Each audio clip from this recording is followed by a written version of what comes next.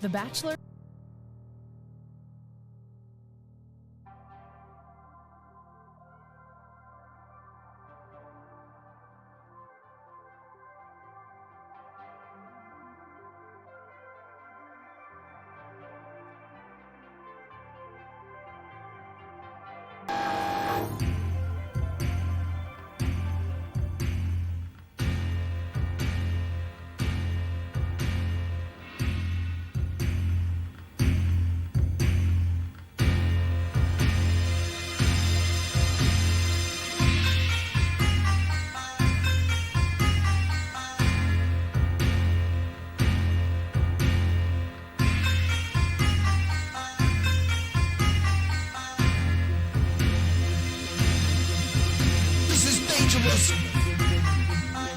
Open up your head, feel the show shot.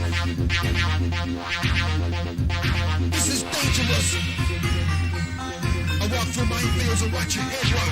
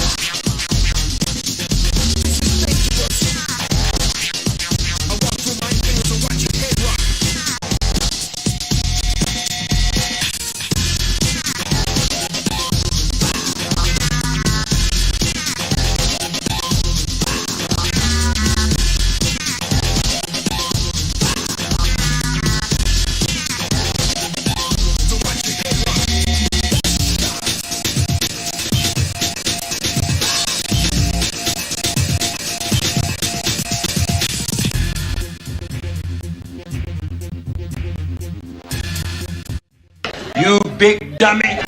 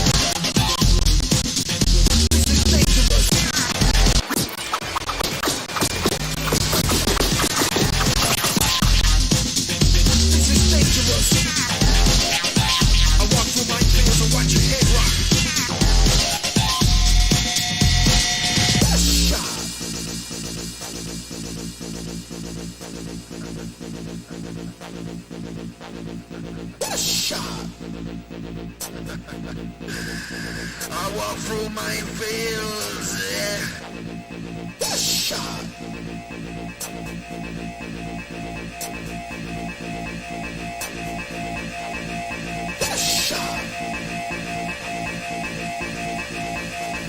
No, lady, how about you shut up? I'm doing loop-through, bitch.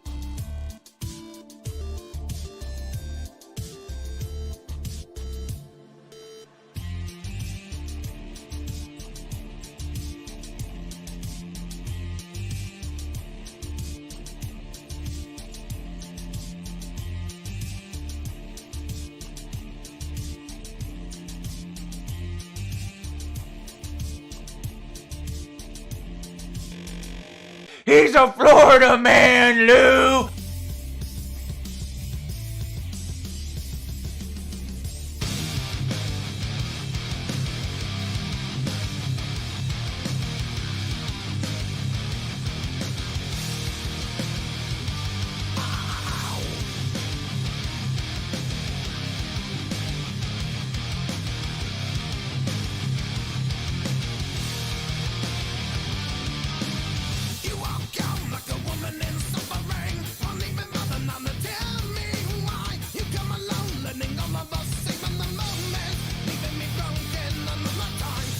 I am the white. That's oh.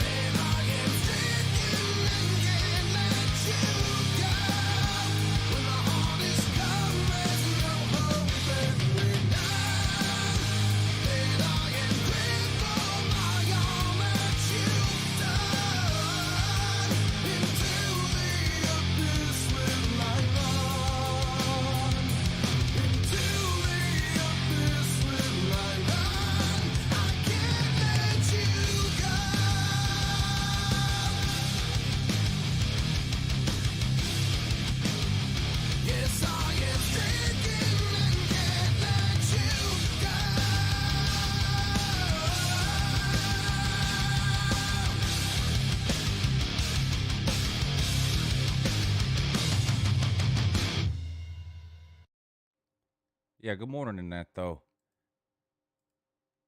It's Uncle Lou here, though. That's right, it's me, Uncle Lou. I'm live for you on LouTube today. Hey, thanks for watching. You know, I really appreciate it also, in addition to that as well. Lunch money at 10 o'clock at night.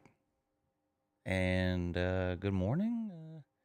I don't know what this is. Fish camp? How in the hell? Who the hell? I don't know what that thing is. Hold on. Yeah, good morning. You're on with Uncle Lou. Hey, what's up? Oh, yeah, I don't know why it says fish camp. You calling from you at the fish camp again? Yeah. I am a bit perturbed. Oh, well, please let us know. Now, I was trying to call in through my computer, and it won't let me. So I'm calling it through my phone, which I did not want to do because the audio fucking sucks. But it is what it is, I guess. Well, don't you have the same thing I have? Why can't you run it through that? Run it through what? Your Procaster. Yeah, that's what I tried to do. Oh. You need to get BVD over there, show you how to hook it up? I tried to do it through Skype because I have a paid subscription to Skype, so I can make outbound calls with it, but it just rejects it. So, well, that's alarming. I guess I could try to do it through the call-in studio deal, make an outbound call that way. I don't know. Anyway, what's everybody doing tonight? Oh, I don't know. Should we ask them? Some of them are watching this show. Right yeah. I'm glad to be back. Yeah, we missed you on the inaugural episode. Listen, if you live to be 100, you missed the inaugural 10 o'clock episode, and nothing will change that. You know. That is true.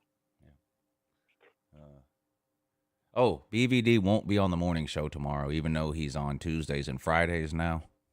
He won't be on tomorrow. Why not? Doctor's appointment. Oh. Yeah. That's important. Yeah. The doctor he goes to is only open on Tuesday mornings from 8 to 10. Oh. So, but I'm going to, I know this shouldn't be done while we're on the air, but I'm going to attempt to make a call through call-in studio, see if it works. All right. I don't know who this is that's on now, but there shouldn't. I don't know why someone's. This isn't a call-in show, so whoever this is, 519. This isn't a call-in show, so you might as well hang up, unless you just want to sit on hold for the entire show for some reason. Edward's calling in at 10:30 though. That's good news.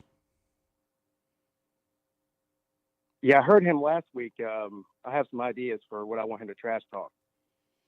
Well, all you have to do, just don't tell him ahead of time. Just tell him when he calls in, and he'll just sit back and watch him go. All right. You won't be disappointed. I'm gonna give this a whirl. I doubt this is gonna work, but we're gonna try anyway. Fuck it. How are you? I mean, you can't just. I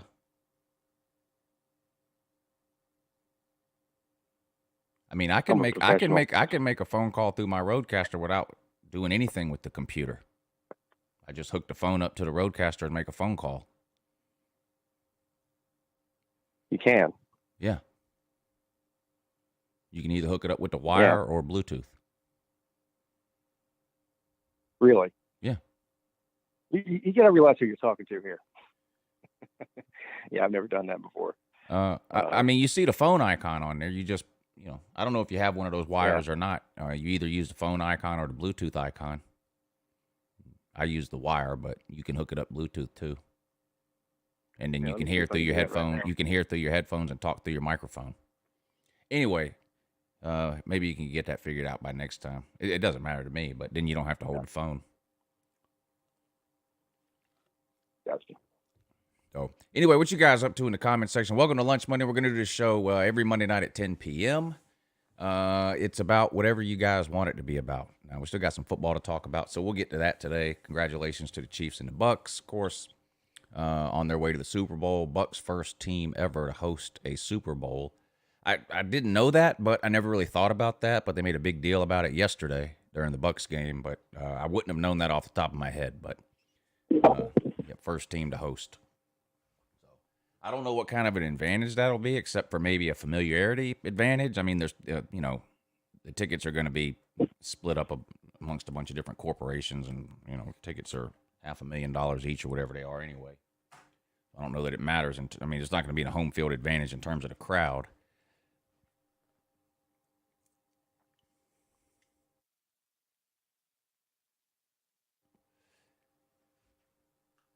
But I think it'll be a good game. I mean, I think the Chiefs are better. I picked the Chiefs to win. Oh, my God. Hey, can you hear me better now? Yeah. Yeah, so I just did what you said to do. Look at you. Yeah, let me turn you down now. Yeah, there you go. I lost you there for a second. But all right, much better. Yeah. Much better. Yeah. Yeah. So now you know. So Chiefs and Bucks, I haven't even looked at the lines or the prop bets or anything. We won't make a pick on the game today. We'll make a pick on the game next week, but we'll go through some of the... What the hell? How in the hell?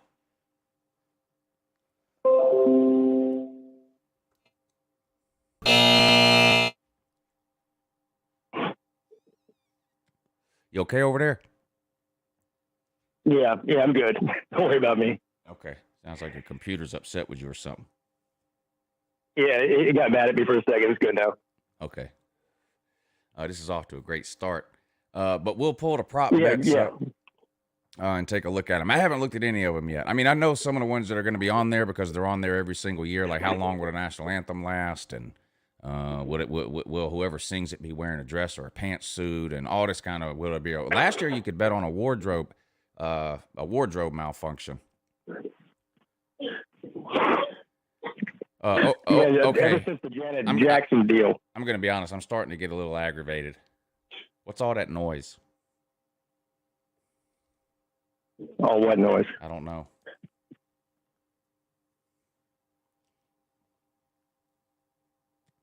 But I'll pull it up and we'll take a look at it and see.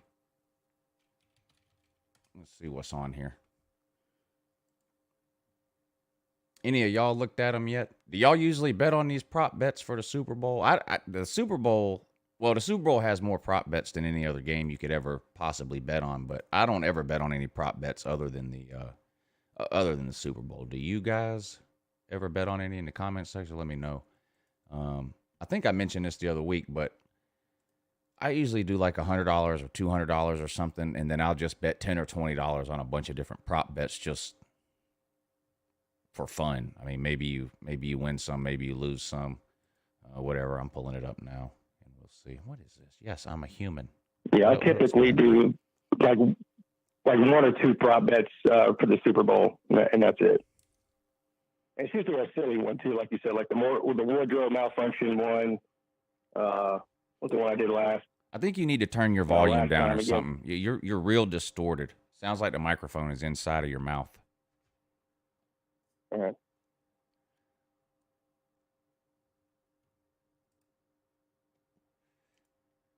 You got it pulled up over there too, the prop bets? I'm pulling them up here. I'm pulling them up now. Let's see what's on here.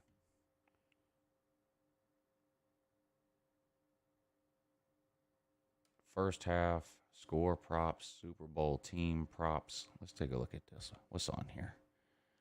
They don't have any of the weird ones on here yet. All the ones on here now are about the game itself. They don't have the non-game related ones, at least not that I see. Right. Those are usually the funniest ones. Yeah. First team to score. I'm surprised they don't have them on there yet.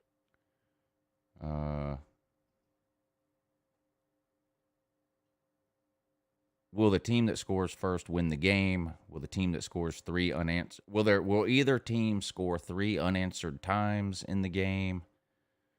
Will the Chiefs win both halves of the game? Will the Bucks win both halves of the game? Will the same team lead after every quarter? I'm just reading some of the weird ones. Yeah. Kansas City Chiefs to score in every quarter plus 160 for yes. That's actually a decent bet there. I think they will. I would take that bet. Yeah, I mean, plus 160, that's not bad.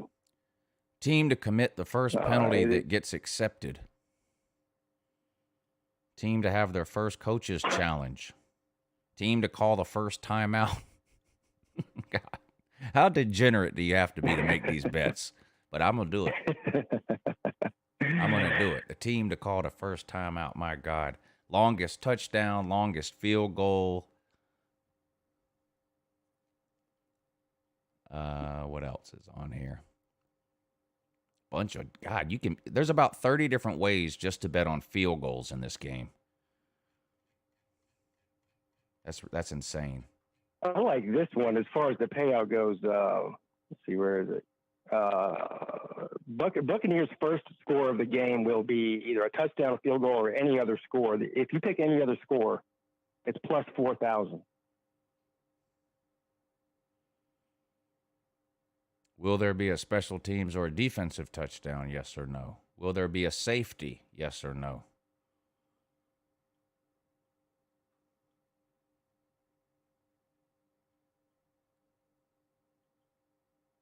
Shortest touchdown scored. Over or under 1.5 yards. What say you, Pete? Shortest touchdown. Under 1.5 yards. Longest touchdown scored. Over or under 45.5. Because it's the Chiefs, I would say over. Yeah. Yeah. Maybe the Buccaneers too. I mean, with Gronk, Evans. What else is on here? Longest field goal, over under 46.5 yards. Over. That seems pretty common for the NFL, a 46-yarder. Yeah, it's very common. And for some reason, the kicker for the Chiefs, he's one of the best kickers in the NFL, but he's missed a bunch of kicks in the past few games. Yeah, I don't even know who but the kickers are. I mean, he can hit one from 65 without a problem. There's no way they wouldn't. Man, the chances are really. Oh, is it Harrison Butker? Yeah. Yeah, I think he played for the Nerds in college. Did he really? I think so. Is Sea-Dog in here? I don't see him. Or any other nerd. I think he played for, I think Harrison Butker. I think he played for, I think he played for the Nerds. It's possible. Hell, anything's possible. We're doing a 10 o'clock show. There's a handful of nerd players that get on my radar, and kickers aren't one of them. But. Oh, Pete, you're going to have to take over the show. Why? Johnny Brown has told me to shut up. So you go ahead. Oh, yeah. What's he mad about? Oh, I don't have no idea. I'm assuming maybe he's a nerd. Could be. I don't know. Why does Pete sound like Natty Matty? Who the fuck is Natty Matty? No idea who that is. Jackson Brown wants me to shut up too, so.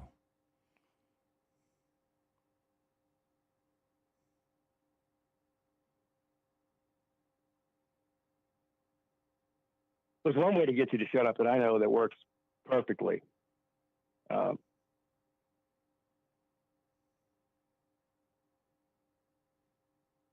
have to turn the show off. Of course, we don't want them to do that, but they could do that if they wanted to.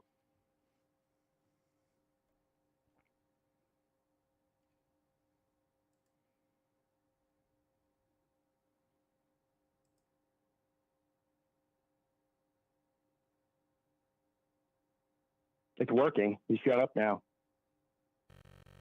Stop mistreating Uncle Lou!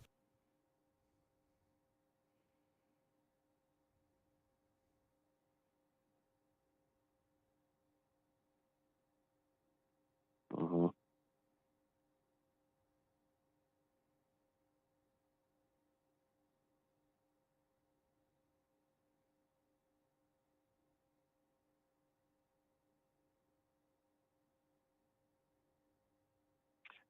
Don't worry, Johnny Brown. We're not turning off the show because of you. Trust me.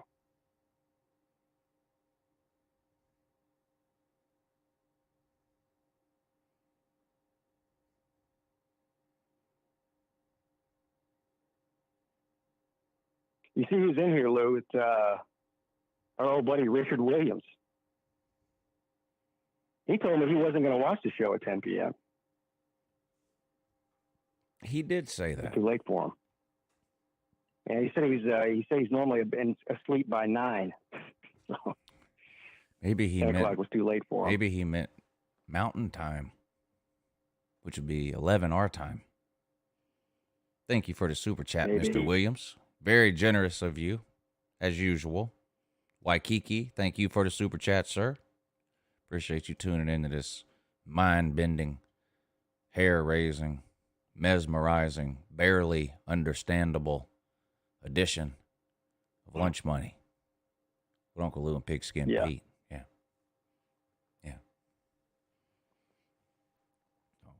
I mean, these guys, Jackson, whatever his name and whatever the other name is, these two, we could get on here for 2 hours and fart in a cup. They're still tuning in. It doesn't matter. Yeah. I mean, I could sit here and say nothing for 2 hours. They're not going anywhere. Several people aren't tuning in tonight because I'm here. So hopefully they tuned in last when I wasn't here, and they could have got their fix then. Yeah.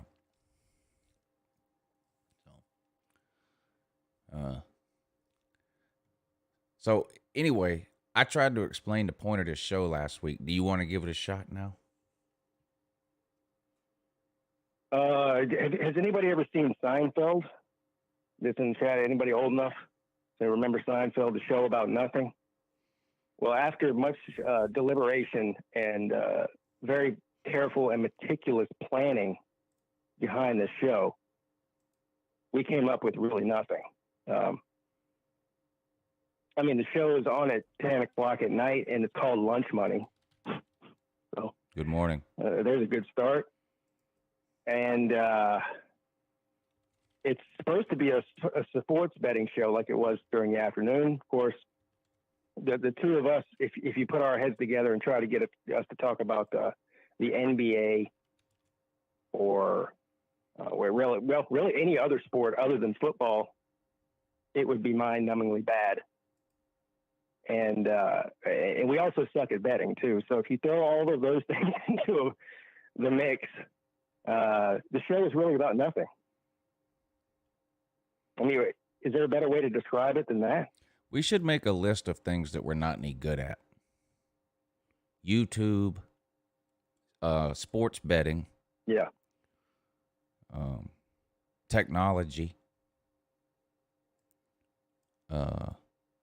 Yeah. Particularly audio technology. Right. For me. Particularly that. Yeah. Yes. Lighting. I think it took us 2 or 3 shows with the original Lunch Money, the afternoon show. I think it took us 2 or 3 shows for me to sound halfway legible, understandable. Yeah. And lighting is hard for me. Oh, lighting's hard for everybody. I'm not good at that.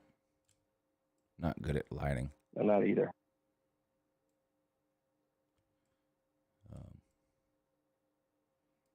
And plus, neither one of us have ever seen a football game before.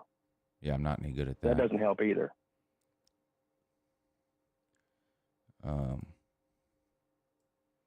Trolling. Can you fill me in here? Because I feel like I'm out of the loop, and maybe that's by choice on my end. Out of the loop on what? What's going on around? Because I heard a part of the morning show this morning. My dog is about to die in the background. I'm sure you can hear him. Jesus Christ. So I hear all this beef is going on between the Pine Cone and Reek. Oh, man. Yeah. I missed that. Well, I still don't really know what started it. I was actually out to eat, and I got a text message from TikTok Chess Hall. Do you know who that is? Do I know who Chess Hall is? Yeah. Yes. Yeah, okay. I wasn't sure if you had an internet connection anytime in the last 8 months. Yeah, no. Okay. And I was out to eat, and I got a text message that said, you got to tune in to Pine Cone. He's destroying Reek. So I'm sitting in T-Bones eating a steak, and I've got Pine Cone was live on his channel, and Reek was live on his channel at the same time. And they're just trash-talking each other or whatever. I don't know what started it. But just like any internet argument,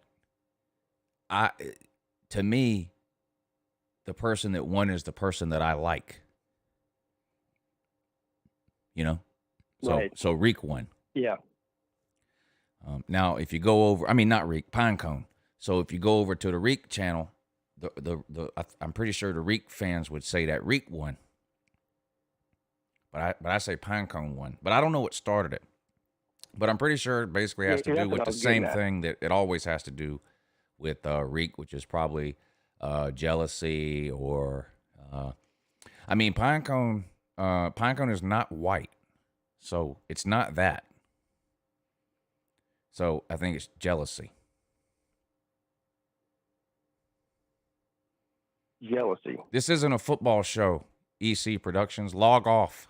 Come back tomorrow night. That's a football show. This isn't a football show.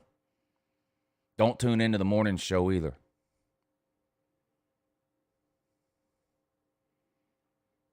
Rack Dog says he's a bandwagon Pinecone fan.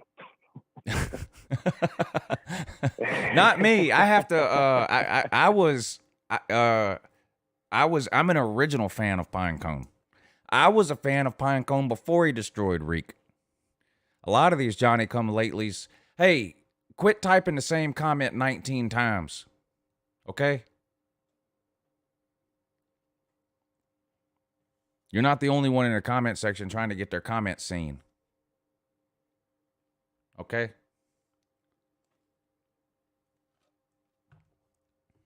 Now, thanks, accept me. Pete, sometimes you have to get on to your audience. Oh, trust me. Sometimes it's a good thing you have some moderators that can handle sometimes the people in the audience will do things just because they want you to get on to them. Yeah. Like Jack Leg and what was the other guy's name? Jack Leg and Speed Bump. What were those two guys' names earlier? I can't remember. I think it was Jack Leg and Speed Bump. They come in here and just type things just because they want me to yell at them, you know? So sometimes they like that. Yeah.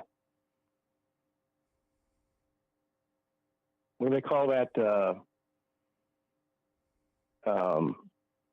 BDSM or whatever, where we like to get punished. You know what I'm talking about? Oh yeah, you know, like they're sadists. They're sadists. Yeah, I can never remember. I don't know if it's a sadist or a masochist. One likes to be hurt, the other likes to do the hurting. Yeah, I don't know either. But they're the ones that like to get hurt, whichever one that is. You know, they have a gimp suit and a mouth ball. What is that thing called? You know what I'm talking about? The red ball that you stick in people's mouth and wrap a belt around their head. They're wearing one of those right now, probably. The gimp outfit from Pulp Fiction, you know? Bring out the gimp. Yeah. You know? Kevin Dog Fan for Life says they like to get pegged. Wow. I mean, that doesn't surprise me.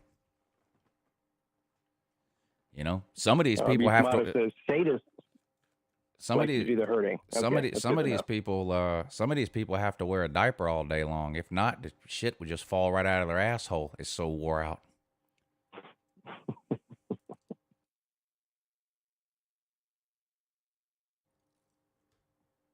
Zach, no. You just got done telling you it's not a call-in show. Yeah, this isn't a call-in show, so I don't know why you're waiting on hold. Here, I'll help you out. Call-in show is on Tuesday and Thursday night.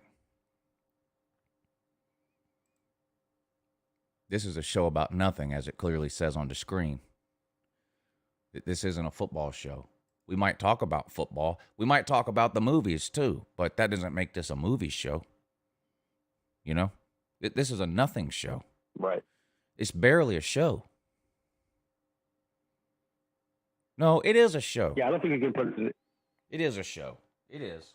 Now, it has to evolve over time, but it is a show, though. And the star of the show is Edward, and really we're just killing time until he calls in. So, you're right.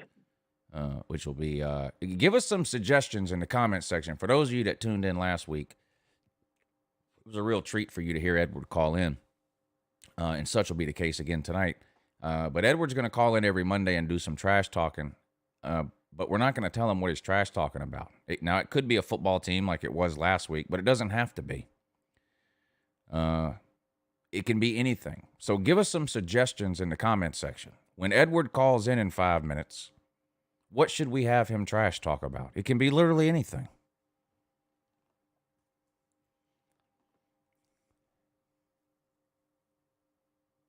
That's a good one. Kentucky basketball. You can add Kansas basketball to that. You can add Duke basketball to that. A couple of votes for Lou in the comment section. Yeah. Trash talk Lou. Somebody says trash talk Pop-Tarts.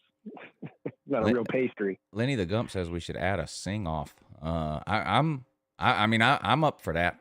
We need at least 5 contestants, but I'm willing to do that. You guys can. We'll have a karaoke contest. We'll have y'all can call in and sing us a song. Oh my God, that would be great. That would be great. I don't think there's 5 people alive that are brave enough to do that. Maybe there are. Trash Talk Bama's 18 national championships, UncleLou. That's easy. They don't have 18. Yeah. That's the easiest. I don't know that there could be anything easier.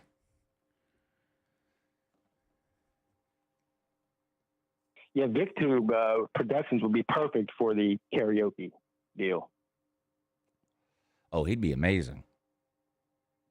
Yeah, you might as well just go ahead and give him the trophy. Yeah. Right off the rip. Zach, I'm going to tell you the same thing I tell you all 150,000 times that you say that. I'll make any bet you want. Send the money right now. That's not up for debate or negotiation. That's how it works. You want to make a bet with me? You send the money now. But just like last time, you don't have any money. So, I don't know. I mean, trash talk Jackson Brown. It has to be something Edward has some idea about. And let's be honest, nobody has any idea about Jackson Brown because no one's ever taken the time to care enough to know. Jackson Brown's parents would have a hard time explaining Jackson Brown to you.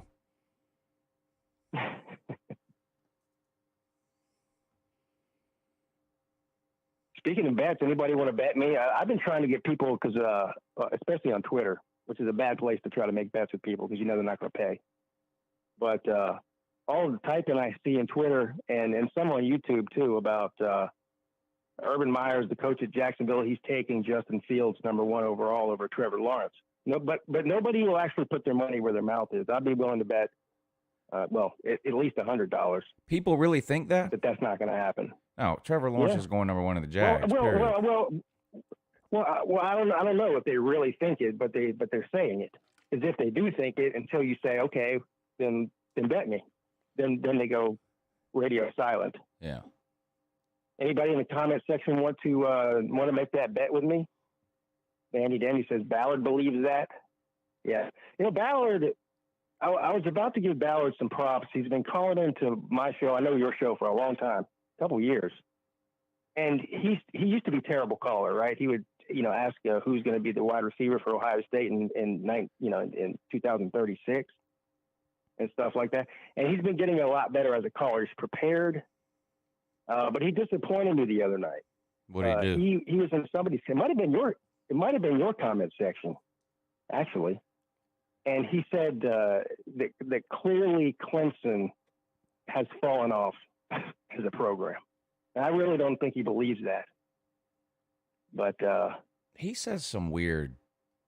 I mean, I like Ballard. I think everybody knows that. But like his whole thing, like he tried to convince everybody that Dylan Moses was the best linebacker in America, in week 3 last year after they gave up 700 yards rushing to Ole Miss or something. The whole thing about wanting people to predict 2023 bowl matchups. We just every once in a while he'll just say something. You're like, Ballard, what are you talking? The best thing is when he joins one of those late night circle jerk streams that some people do, and they're in there talking about how much pepperoni you should put on your pizza or whatever. And he'll join the StreamYard and he'll be like, so how do y'all think Bryce Young's going to do compared to Mac Jones? And like nobody has mentioned football in 2 hours on those shows or whatever. You know, it's just, I don't know. He has no, you ever known somebody who doesn't have any spatial awareness? Like they stand too close to you, or when they point at something, they put their finger too close to you, or like they don't have any like social awareness. He's like that. Yeah, but, can't but read the room. He doesn't have any conversational awareness.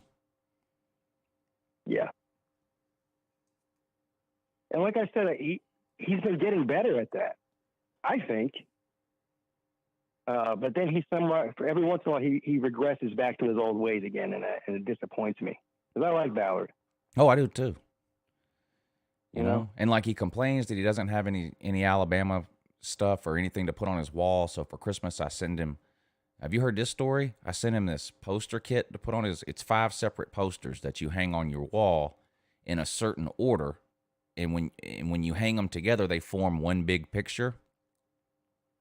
Right. Yeah, I know what you're talking about. He doesn't know how to put a poster on the wall. He literally sent me a text message asking me how to hang it up.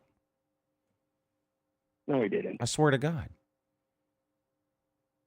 And this has been 2 weeks, and if you watch any show or stream or whatever he does, it's still not up. He doesn't know how to hang a poster on his wall. I guess that's why he doesn't have any posters on his wall to begin with. I guess I should have thought of that ahead of time. Maybe there's a reason he doesn't have anything on his wall.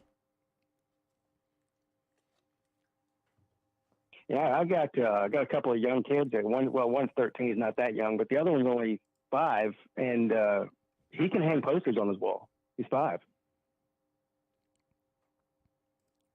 Zach, I'm going to give you a 5-minute break. And when you come back, in that 5 minutes, I want you to email me a screenshot of whatever bet it is you think we made. If you're unable to do that, when you come back here in 5 minutes, quit with the elementary trolling. Edward's on the line. Let's put him on. Good. Edward, what's up, buddy? Hey, UncleLou, good morning. How you doing tonight on this awesome Monday night? Doing good. Got Pete on here, too. Pete! Shout out to you. What's up, Edward? Pete. How you doing, Pete?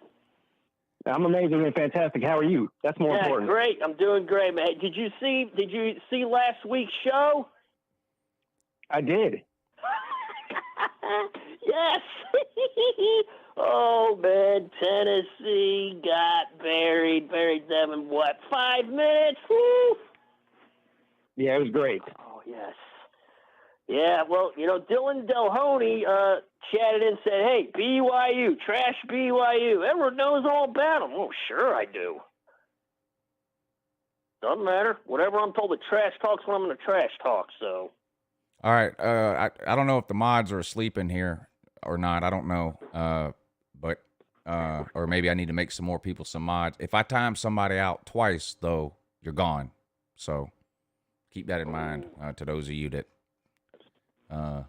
like to learn lessons the hard way. Edward, you ready to do some trash talking tonight, buddy? Hey, absolutely. Now, you have no idea what you're going to be trash talking.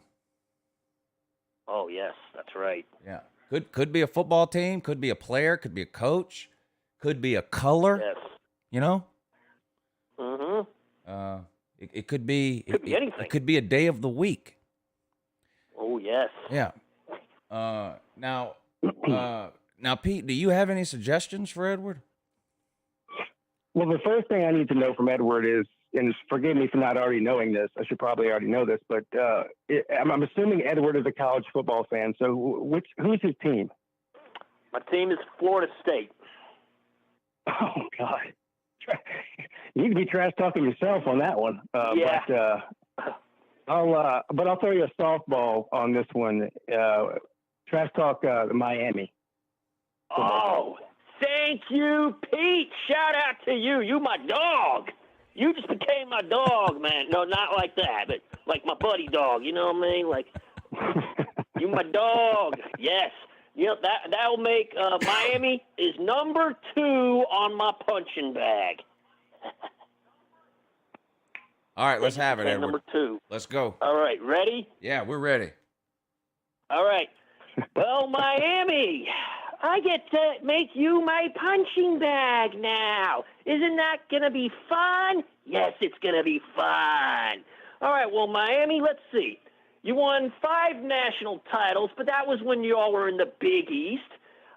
Let's see, you got won 9 Big East championships. Again, Big East. That was when you were in the Big East.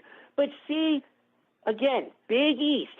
Okay, so you run around and say, yeah, we won 5 national titles in the Big East. Yeah, we're great. So, we're in the ACC now, so we're going to be great. No.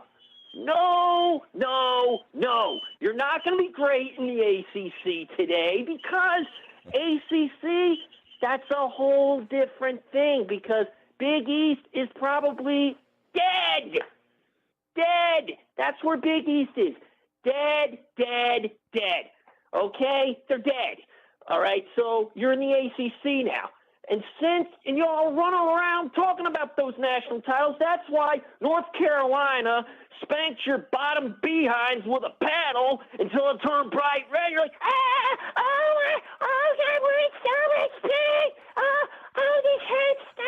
they ain't going to stop. Then Clemson. Oh, my God. Clemson. You play Clemson. They beat the bejesus out of you. Oh, my God. That's got to be terrible for you. And then Oklahoma State. Oh, my. Oklahoma State takes a branding iron and brands y'all to death. It's just, and Oklahoma State's laughing their butts off and loving it. You two are screaming in pain like always. And that's a crying shame for you, Miami. Yeah, it is. I mean, AC, if you can't do so great, your season's going to be rough this year. You're going to have a rough one next year, and the year after that, and the year after that. So you're just going to be playing the same song and dance, saying like, "Oh yeah, we're gonna win. We're gonna be great this year." Yeah. No, you're not. Rough season, just like Florida. You're gonna have a rough season. Oh my God, Miami! Do I see Miami in this trash can? Oh, what do I say about you, Miami? Garbage. Miami's garbage. Oh, you see Miami here? You see Miami here? Miami's garbage. You're going to be garbage every year.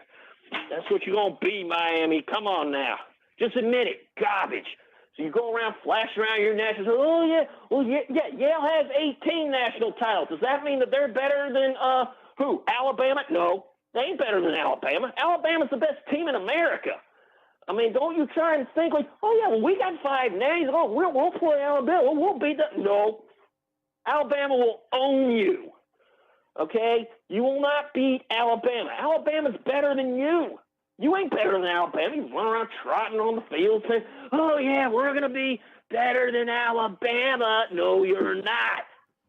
You're not going to be better than Alabama. Never. Edward. I don't know. Edward. I don't know any teams. What do you think about Reek 1219, Alonzo 1219, the Miami YouTuber? Well, I've seen his strength. That guy runs his mouth so much. I mean, I think he's got zero knowledge of college football. I mean, I heard he was like in a bar one time, didn't even pay attention to the the Miami North Carolina game. He's complaining about the defense. Like, defense is good job doing. They should have won it. Oh, please, Reek. What do you know? Please, Reek. Come on. You know what I think about it? You garbage, Reek. That's what you are. You garbage saying. But look. I know you try to say, please, Reek. Come on. I know you're a Miami fan. But look, you couldn't beat North Carolina, couldn't beat, Oklahoma State, and you couldn't beat, Clemson. Hey, Reek, your team got branded by Oklahoma State. You got your bottom smacked by North Carolina until it turned bright red with the paddle. And then Clemson beats the bejesus out of you. So, Reese, come on. Why do you even cheer for Miami if they're going to be that bad? You should just look for another team to cheer for. It's my advice to you, but if you want to remain a Miami loyal fan, hey, that's your choice. I don't give a care. What do you think about Miami having to play their games at the Dolphins Stadium? At the Dolphins? Yeah, they don't have a Miami Hurricanes don't even have their own stadium. Oh man, that's sad. That's a crying shame for Miami. I mean, they should just didn't they play at what was it, that Orange Bowl or something? Didn't that their They used to. That wasn't their stadium either. That was the Dolphins Stadium too. Oh, so they basically kind of rented it or something. Yeah, rent. But what thing I'm playing at the Dolphin Stadium? Yeah. Well, I mean, if I would say anything that would help Miami maybe improve or do better would be good. But like I said, I think Miami's going to have it rough no matter what stadium they go to. Edward, that was great. Oh, do you know what Edward sounds like to me? He sounds like a mixture between George and Cop Izzle. Oh, Pete, man, I love that. Yeah. Oh, yes. Yeah. Edward, that was great, buddy. Totally. Now, listen. Now, last week and this week, we gave you a football team to kind of get you warmed up. But I'm just giving you a heads up now. Next week, it will not be football related. We're gonna give you something else to trash talk that's not football related. So, I have no doubt that you can handle it. I just I figured I'd give you a heads up there. Oh, thank you. I appreciate that. Yeah. Yeah, Pete. Miss Pete on the last show, man. But I'm glad he did see last week's. That's good. Is it all right if I give some shout-outs to some people? Of course. All right. Well, Pizza Woman, I'd like to give a shout-out to you. Edward the Protus. Yes, I have practiced. So, you're good people. EJGoldstein@juno.com. Love to hear from you. Let's see. Welky, I've been practicing. Yes, sir. I mean, if you watch last week's show, you'll see how good I am at this. EJGoldstein@juno.com. Let's see. There was Glitter Michael Gator saying I beat the bejesus out of Tennessee. Oh, well, if you watched last week's Lunch Money show, I basically buried them and in 5 minutes they were just done. So, shout out, Glitter Michael Gator. You're one of my dogs, man. EJGoldstein@juno.com. And let's see, Hound Dog, Edward and House, thank you very much. EJGoldstein@juno.com. Oh, Sleeta needs it. All right, Sleeta, shout out to you. You're good people. Check out last week's Lunch Money show. I think you'll love it. Let me know after you check it out. EJGoldstein@juno.com for you. Let's see. Noah Sheldon 500. You're my guy too. EJ now, what are you saying, Edward? When you say EJ something what are you saying? Oh, I'm giving my email address out. Okay, I don't think anyone can understand you. What is it again? Oh, it's EJGoldstein@juno.com. EJGoldstein@Jew.com? Juno. So you're not a Juno? Juno, yeah. Like JEW? No. It's JUNO. Goldstein. Right. Okay. EJ Goldstein @juno.com. Right. All right. Yeah. And that and that I wonder, was EJGoldstein@gmail.com taken? What's this Juno thing? Oh, here, Uncle, you just put it up. You got it. Yeah, there it is. You got it correct. Yeah, so y'all email Edward at EJGoldstein@juno.com. Edward, you did great, buddy. I'm not a lawyer. Totally not the press. No, I'm not a lawyer, but thank you for the question there. Are you in the diamond business? I'd have to Huh? Are you in the diamond business? Diamond business? Oh, no. Okay. No. Pete, you got any questions for Edward? Huh? Oh. Pete, you got any questions for Edward? No, but I'm going to have a lot of work to do between now and next week. I think I have some great ideas for Edward. Yeah. No doubt about it. Right. It's a gold mine. Well, yeah. We've just scratched the surface here. Yeah. All right. Edward, you did great, buddy. I appreciate you taking the time to come on, man. Thank you, UncleLou. Appreciate it. I'd love to. I'm hoping maybe check out the Slav Olympics. I want to see you guys partake in. Do y'all know where you're going to be going to eat yet, or y'all haven't decided? There's so many places right around there to eat, and there's, there's probably, I don't know how many people are coming, but I don't want to be the one that makes the decision on where everyone's going to eat. But there's a lot of places around there, from nice places to fast. There's a Chick-fil-A right across the street from the hotel. There's sports bars. There's wing places. So I'm my guess would be some kind of a sports bar type of place, but I have no idea. But we'll let you know for sure. All right, I appreciate that. Yeah. I want to give one more shout out, Celine Driver. I want to give a shout out to your good people. I really do hope you're able to get your atonement and sins done. I'll talk. I can talk to you about that stuff. I mean, you'll.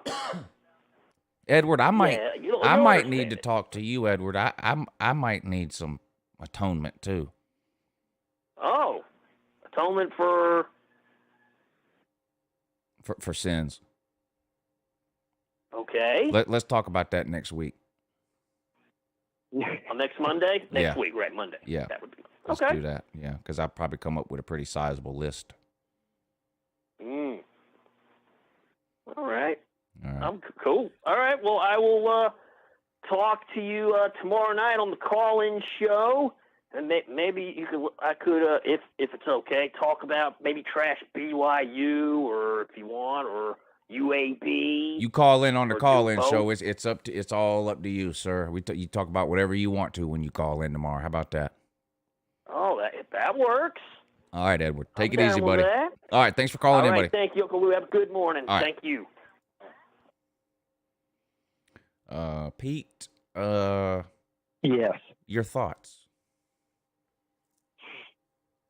Like I said, I kept imagining. He's crazy like George, but he has the trash talking delivery of Cop Izzle. Yeah. That was the image I kept having in my mind there. But the possibilities are endless with that guy. How'd you find him? He just called into your show one time or something? He's been calling into the night show for a while, and he happened to call in again like the week before. Me and you had talked about moving the show to Mondays and kind of doing different kinds of things on the Monday show and having different bits or segments or whatever. And so my mind was kind of in that place when he called in. And I said, I asked him right on the spot. I was like, would you be willing to do something on the Monday show with me and Pete? And when I asked him, I didn't even have anything in mind in particular for him to do. I just knew I wanted him to do something. And then it came to me later at some point to just have him. And we can have him do different things when he calls in. Like next week is going to be Atonement of Sin, so I think you need to probably work on a list too. Yeah. And, Edward's going to make sure we get forgiven or whatever we have to do. I got a lot of sins. We should each come up with 5. Asking for forgiveness. We should each come up with at least 5 things we need to be forgiven for. Yeah. I could do that. I could probably give you 10, but I think 5 is probably enough. We don't want to. And then I crazy. guess I don't know how it works. I've never had a Jew type individual atone me of my sins or whatever it's called. I don't know if we'll have to do something. I don't know how that works. But yeah, I don't know how it works in the Jewish religion, but I have done confession in the Catholic Church before as a young man, and basically all they do is tell you to say 5 Hail Marys or whatever, As a young man, you said? Yeah. Are you okay? Yeah. Why wouldn't I be? How young were you? I'm trying to remember what age you do confession. You've repressed it, haven't you? That's why you can't remember. No, I can't remember. I think communion's at 7 years old. Oh, no. I think confession's at like 10 or something. I can't remember. It sounds like that. It sounds like maybe that priest needs to call in and get some atonement. Yeah, right. Yeah, I wasn't so lucky. I guess I wasn't hot enough. Oh, man. Oh. Oh, no. Send all your fan mail to pigskinpete at JewYes.com. So is this some kind of Jewish holiday? I don't know. Giving atonement? I have no clue. Oh. I have no idea. UncleLou, will a third party hold the money? Yes. So tell me, and I'm getting tired of this conversation. So tell me right now what the bet is. What you want to? I have no idea. Tell me what you want to bet and the amount of money you want to bet. Tell me right now. And if you don't tell me right now, whatever you do tell me is going to be the last thing you ever tell me. Because I'm getting tired. I'm getting bored of this already.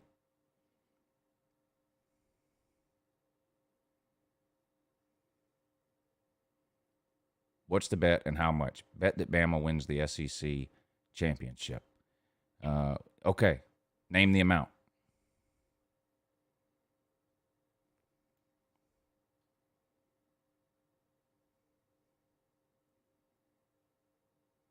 She says 100. All right, $100. Will you hold the money, Pete? Yeah, I can. All right. Can I give Sure. him? Can I give him your PayPal? Yes, sure. All right. I'm gonna type Pete's PayPal in the comments section. So You got 10 minutes to send him the money. Is it what I So think right it is? Is now- it what I think it so- is? Is your PayPal? Yeah, I mean it's my email address. Okay. Yeah, I mean you can send it to my email address. Yeah, it'll go through that way. And it's at Gmail is yours? Yeah. Okay. freedomgrady@gmail.com, right? There you go. Yeah. So now I'm holding this money for a year, I guess. Yeah. And he's got 10 minutes to send it Okay. to you, so it's 10:53 now. So he's got till 11:05 to send it to you. If he sends it to you, let me know, and then I will send you 100. All right. Sounds good. He's got Bama. I've got everyone else.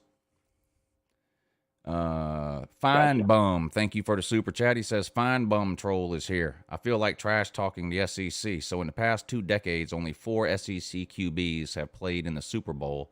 Can you name them? Well, Peyton Manning, for sure. Past 2 decades. I know Cam Newton's one of them. Cam Newton, Peyton Manning. Now, is this Eli Manning? Eli Manning? That's 3, so we're missing one more. It's not anybody from Alabama. Cam Newton's the only one from Auburn. Nobody from Georgia. Now, you're talking about played in, not just on the team, right? Because it could be some obscure backup. But who has Florida? Any of those QBs? Florida had some great QBs, but none of them really made it in the NFL, did they? No, I don't think anybody played in the Super Bowl. Rex Grossman played in a Super Bowl? Wasn't that was in the 90s though, wasn't it? No. Rex Grossman. Did he with the Bears? But both of the Mannings. No, Aaron Rodgers was not an SEC quarterback. He played at Cal. When was Rex Grossman the quarterback at Florida? Was that the early 2000s? That's a good question. All right, so they're saying Rex Grossman played in the Super Bowl in 2006. Okay, so those are the 4 then. Okay. Speaking of SEC quarterbacks, you see Matt Stafford, your boy, getting out of Detroit.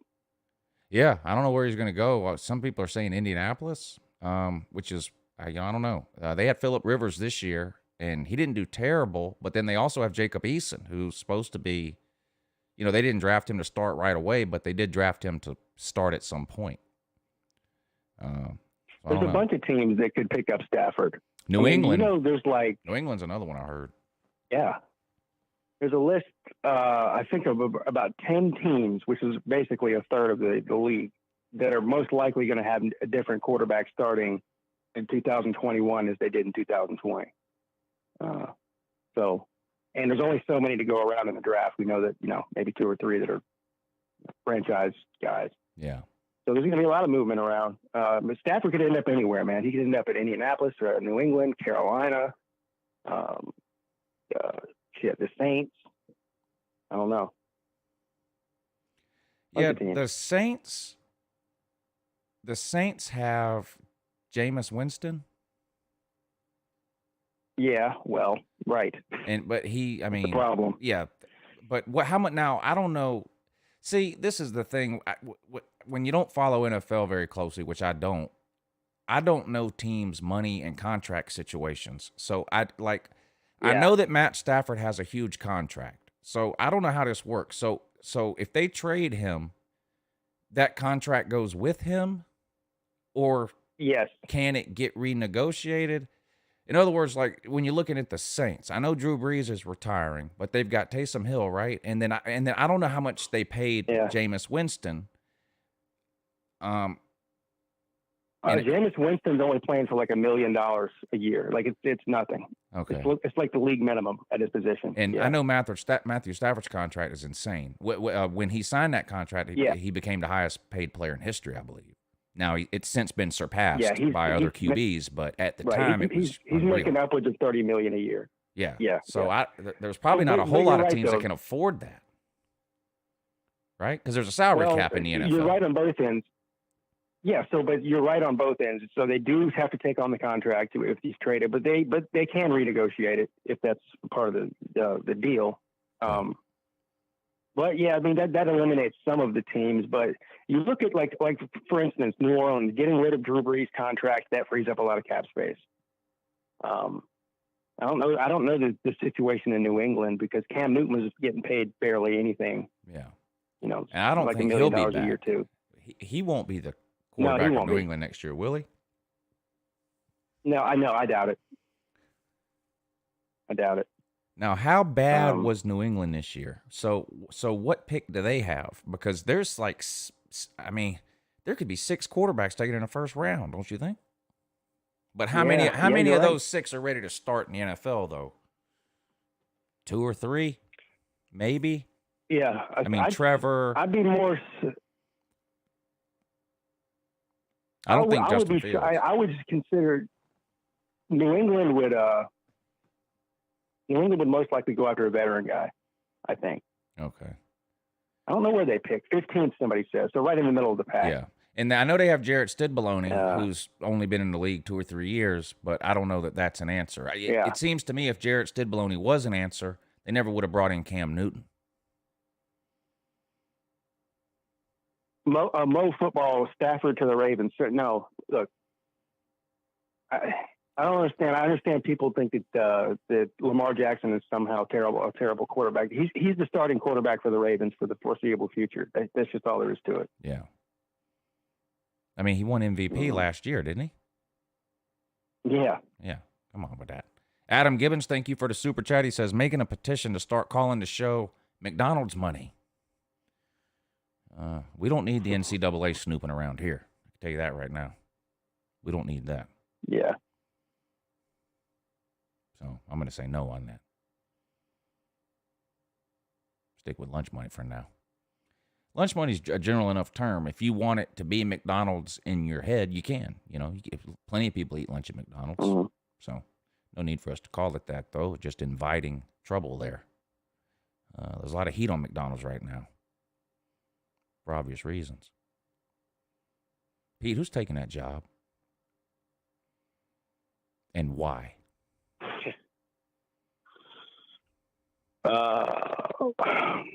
You know they have 21 players in the portal? Yeah. Now you got to think, on average, you lose 20 a year to graduation or draft. That leaves you with 60 scholarship players, 65. 21 of those 65 have transferred. They have 45 scholarship players, 45 to 50 scholarship players on that team. They're going to sign 25 this year. What's that make? 70? Mm-hmm. On top of And probation coming down the there's even more tracks. scholarships this year. Yeah, they're gonna. This is not gonna be pretty, I don't think, for Tennessee. I mean, I think they're probably looking at a bowl ban, which some people would say they're most likely gonna be on a bowl ban, whether the NCAA gives them one or not. I mean, they're just. Yeah, but the question is how many years of a bowl ban? Is it going to be a 1-year deal, or are we talking like 3 years? Like, what's that matters? And then the scholarship deal. How long are you going to spread that out? Because somebody told me as many as 30 scholarships could be gone. And I find that hard to believe. That is a ton. Even if they spread that out over 5 years, you're dead for 10 years if they do that. I mean, that's more than, I don't know of anybody that's lost 30 scholars. I don't know if it'd be that many. So maybe it'll be 10 over a 3-year period or something. But still, I mean, that hurts. Significant. Yeah. So, yeah. And you look at 3 years ago when they hired Pruitt, it was a bad job then, and 8 people turned it down. There's no way it's a better job now. It's a much worse job now. Even if you forget about the incoming sanctions, it's just it's a worse team, it's a worse program, and it's a worse job today than it was 3 years ago when 8 people turned it down. And I'm hearing names like Lane Kiffin, Jeff Fisher, PJ Fleck. And maybe one of them will take that job, but why? I don't see it. Why? I don't know. The top three candidates are Tony Elliott, offensive coordinator for Clemson, PJ Fleck, and Sonny Dykes, that could be coach at SMU. So I would be surprised if any of those 3 took the job because it's their top 3 picks. Right. And I mean, they're in worse, like you just got done saying, they're in worse shape now than they were 3 years ago whenever they had to get their 8th pick with Pruitt. So I think there's going to be a bunch of people turn them down this time too before they get their guy. The Tennessee fans, for some reason, they want a proven head coach. You're not getting that. Not now. You're not. I don't see how. I really don't. You had a proven head coach, and you ran him off. Ciano. Yeah, he wasn't good enough for Tennessee. Yeah, I just don't. The only reason I would say Tony Elliott may consider taking it, which I don't think he's going to, but it's going to be a very lucrative deal for a first-time head coach. So like Elliott as a coordinator, yeah, he's getting compensated well, probably a couple $1 million at Clemson. But I think the next head coach there, because of the problems they're having now, they're going to have to be given a pretty lucrative contract that's ironclad for them to want to stick around. Yeah. So he could be making upwards of $6, $7, $8 million as a first-time head coach, which is pretty unheard of. Yeah. Outside of the money issue, I don't see the attraction to it. And PJ Fleck, that's not even a good fit. Imagine PJ Fleck at Tennessee. No, the pressure there. That's I take Jim McElwain. I clown on Florida and I say, McElwain was better than Mullen because he won the East 2 out of 3 years. Trash talk thing.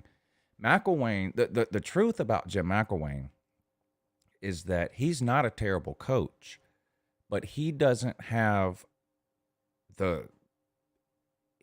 he doesn't thrive in the pressure cooker of big time college football. It was obvious at Florida. He wasn't cut out for it. And that's why he sort of melted down at the end with the whole thing with the death threats that he says he was getting, but wouldn't tell anybody what they were, or that whole story. People think he made it up because he just wanted out. He couldn't handle the stress and the pressure of big-time SEC football. And the thing is, we look at Tennessee and we know what it is, but the fans, there is some excitement that comes with hiring a new coach, no matter how bad of a program you are. But at Tennessee, it's just insane. I mean, the expectations versus reality are further apart at Tennessee than they are any other Power 5 program. You get somebody like PJ Fleck in there. He's been at Minnesota. I mean, they pat this guy on the head every time he wins 8 games. You know what I mean? I mean, Butch Jones won 9 games 2 years in a row. Got canned after the following year. You know what I mean? I mean, it's just I don't. Yeah. So I don't know. To your point about PJ Fleck, it just doesn't seem like the type of guy to me that would survive at Tennessee. Eric Odom, thank you for the super chat. He says, "Love you, Lou. Good to hear, Pete. Hope you both recognize my name. Georgia beats Clemson 28-24. I definitely recognize your name, Eric Odom. You're in here a lot, sir. Thank you for the super chat. Yeah. I've seen him in my shows a lot in the past. And the thing, good to see you too. Thanks, buddy. Tennessee's transfers too. It's not because every team has transfers here and there, but a lot of times it's backups who think maybe they can get a shot to play somewhere else or whatever. Like with Tennessee, their best player on offense and their best player on defense transferred out. I mean that linebacker Henry Toto or whatever his name is, but he's the best player. He's the best player on that team. He transferred, and then Eric Gray, who's sort of caught up in some of the money thing there. He's probably their best offensive player, and he's gone. One of their they had a couple of 5-star offensive linemen. They had a young good offensive line this year. One of the guys, I think it was a sophomore, Wanya Morris, 5-star. He transferred out. I mean, so these aren't like second and third string freshmen or sophomores who are trying to go somewhere their last year and get some playing time. I mean, these are legitimate SEC starters that are saying to hell with this, you know. Hey, man, overboard. I'm out. You know. It's going to be interesting to see who they get because they, according to the new athletic director Danny White, is that they are looking to hire a coach quickly, and they need to. I mean, they need to get things going over there. But signing day is in 9 days. Being like a South Carolina. Signing day is in 9 days. They have no coach. You know, the NCAA should let those kids out of their LOIs too that are already committed to there, in my opinion. Don't you think? Yeah, I mean, I think they will. I think they will. Of course, I don't have any way of knowing that. I just feel like they will. I don't know. I mean, I think they had 20-something players already commit back in December on that signing. I think they should give those kids the option to get out of that. Normally, you can't. Once you sign, that's it. Once the school agrees to let you out. We had a situation last year with that running back who had mental issues. What was his name? He was 5-star. Everybody wanted him. Zach Evans, was that his name? Ended up at TCU or something. He committed to Georgia and sent his letter of intent in December, and then changed his mind, and we let him out of it. But we didn't have to. But then you start. Do you really want to force a kid to like? How good is a kid going to be if you're making him play for you? You know what I mean? So if they say, I want out of my letter of intent, there's really no good way to handle that. If you tell them no, then what are they going to do? They're going to half-ass at practice. What are you going to do with a kid who's telling you, I don't want to be here? I mean, you almost have to let him out. So we let him out, but he's a knucklehead. He had some issues. I don't even know how he did this year at TCU, but I know he didn't start at the beginning of the year, so I'm guessing he didn't do great, but I still think he's got a lot of talent. But I didn't really hear his name. He was a serious head case. But you know, a lot of high school kids are head cases, and some of them get to college and they completely turn it around. And I hope that's what happens to him. But it was a big risk to sign him. Just to give you an update on the PayPal situation, still no $100 from our buddy. No $100? All right. Well, he's hidden from the channel for wasting everyone's time. Bye, Zach. I'm going to put him in timeout one more time because sometimes there's a delay on PayPal. So maybe it's coming through any second now. Yeah, okay. Yeah, I'll keep checking it. I'll keep refreshing here. But it's been actually 15 minutes when I said we would give him 10. So I timed him out for 5 minutes. So if it's not in your PayPal by the time that 5 minutes is up, then we'll just get rid of him because I'm about sick of him wasting everybody's time. Yeah. Including mine.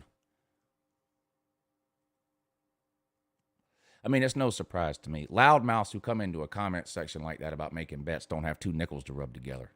But he's going to send somebody $100. And maybe he does, and it'll magically show up in 5 minutes. I hope it does because I'd love to make $100. I mean, that's a great bet.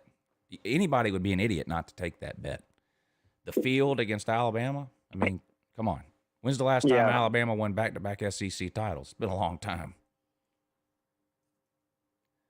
Yeah, the odds are in your favor for sure. Yeah.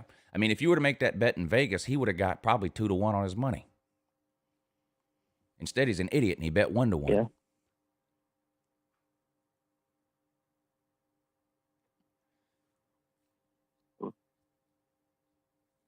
Bluegrass Sports Media. We have the same bet.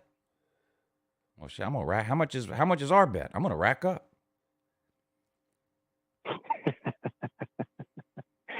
You got so many bets with people you don't even remember who you bet with. I remembered that election bet though. Collected too. You know that guy sent me $1,000. Well, Believe that? well, that's taking advantage of mentally disabled people, though, Yeah. Lou. For anybody to make that bet in the first place, you've got to be mentally disabled. I had to hound him. After the election was over, right? Yeah, he made this bet like the second week in December. You know, Like by how that come I point, can't get anybody to make a bet like that with me? even the Supreme Court had to turn him down by the time that he made that bet. You know, he's a QAnoner. That's why. You know, he believed all that stuff with the QAnon. Oh, Yeah. yeah.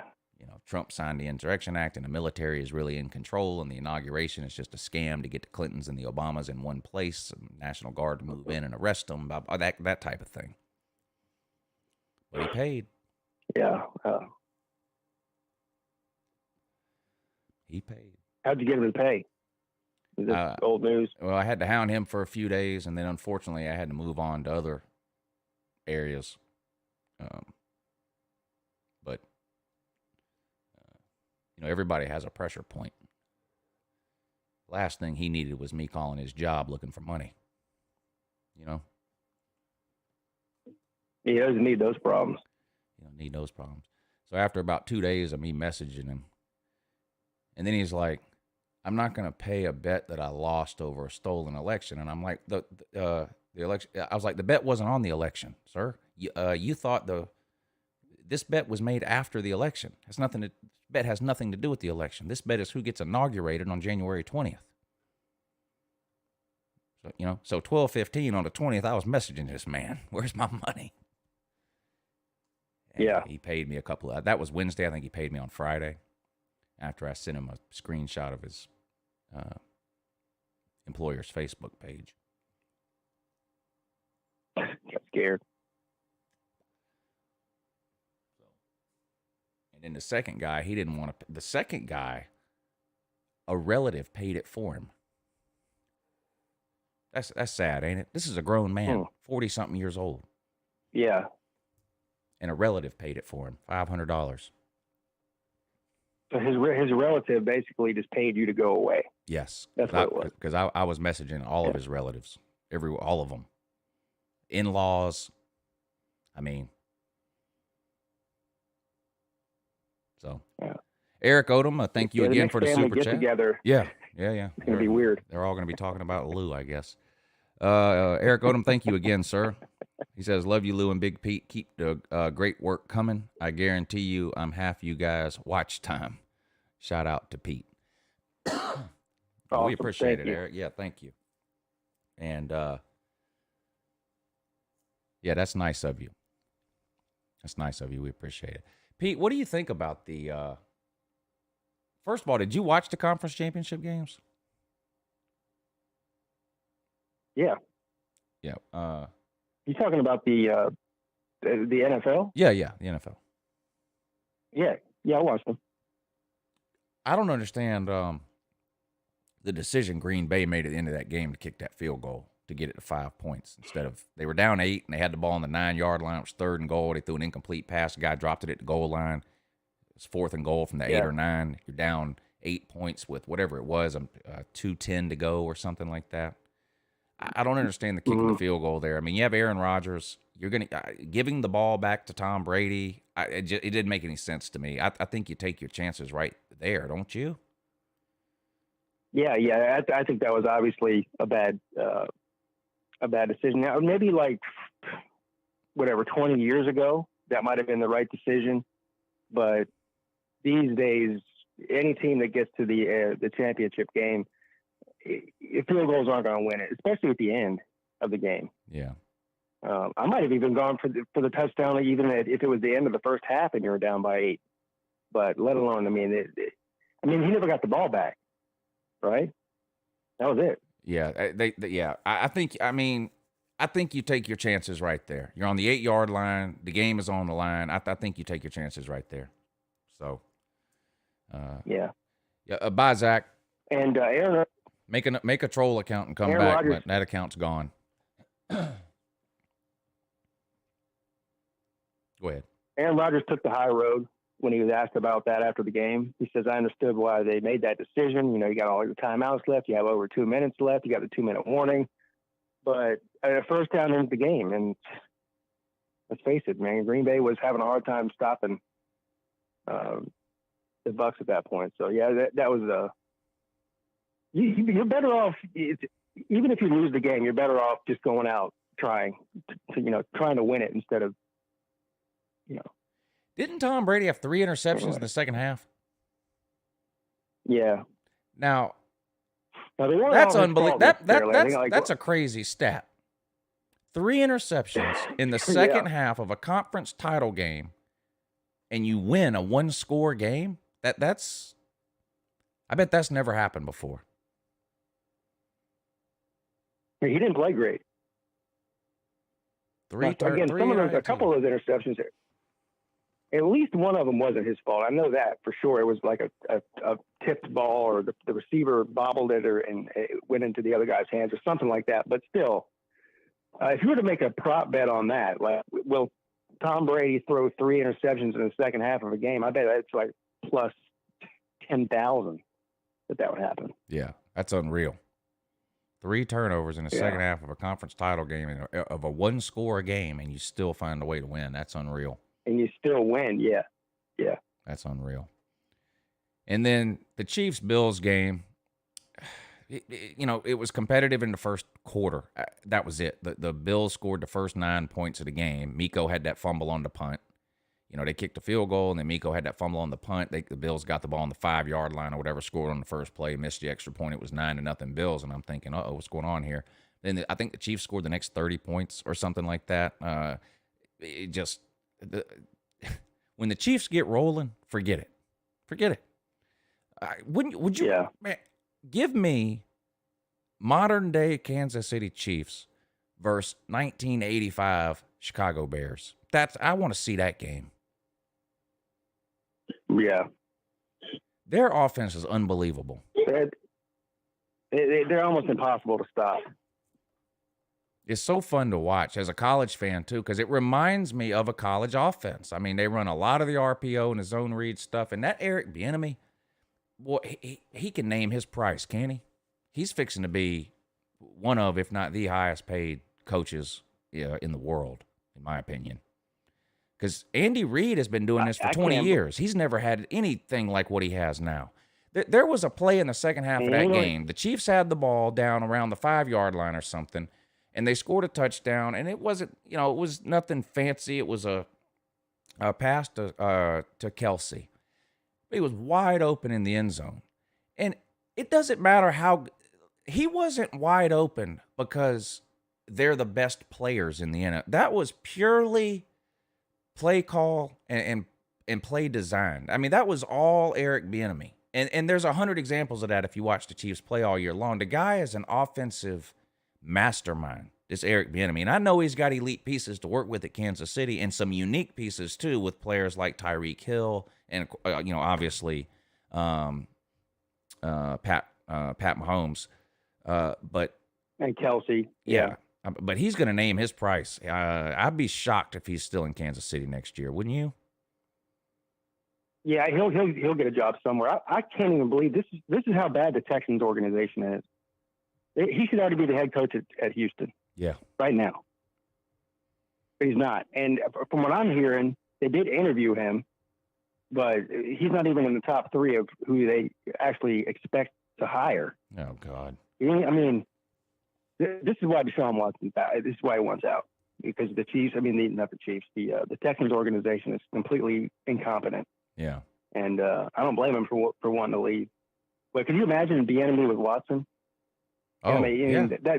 First of all, that team is in such a bad way outside of Watson right now. It probably, even with Bieniemy, would take 2 to 3 years to get that thing really rolling. But still, I'm not saying there's another Tyreek Hill waiting somewhere. But the thing is, it's not like I had to ask yesterday, who did Tyreek Hill play for in college? I can't remember.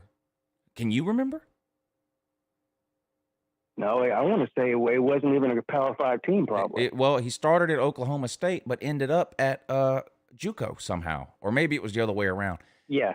So, but what I'm saying is, it's not like this guy entered the draft and everybody was going, "Oh my God, it's the Tyreek Hill sweepstakes. Who's going to get this guy?" Like, you know, somebody had to see him and go, "I know how we can use him." So, yeah, like you're saying, Eric Bieniemy with Deshaun Watson, and maybe they go out and get somebody like a Rondale Moore. Not that he would be the next Tyreek Hill. That's not what I'm saying. But the point I'm making is he has the ability to find that player that, you know, is like a puzzle piece, a fit for that particular system that he runs. It's just the team that he's helped put together there and the offense that he runs. It's so much fun to watch, especially being a college fan. I'm not a huge NFL fan, and I don't watch a lot of NFL games all the way through. But, man, if the Chiefs are on, I watch them every single time. They're so much fun to watch. They're amazing. So if he's gone, if we both believe he'll be gone, most likely somewhere as a head coach, where does that put Kansas City in the coming years? I mean, how do you replace that guy? The enemy I'm talking about. Yeah, I don't know. Because you remember, I mean, people were down on Andy Reid when he left Philadelphia because he had Donovan McNabb. I mean, he had some good teams there, and he could never get over the hump, and people were kind of down on Andy Reid. I think obviously they've got a lot of talent on that team, and that has a ton to do with it. But I think Eric Bieniemy, I don't know how much credit he gets league-wide, but he deserves a ton of credit for their success, I think. I'll be curious to see if they're able to maintain this kind of level if he does leave. You know, it's hard to win two Super Bowls in a row. Andy Reid's offense. Maybe it is Andy Reid's offense. I mean, Andy Reid won a bunch of games at Philadelphia. The knock on him was he never won the big one, never won the Super Bowl, but they made it to a bunch of NFC championship games. They won their division a whole bunch. I mean, the Eagles and another dumb organization for getting rid of Andy Reid just because he didn't win a Super Bowl. It's the same thing as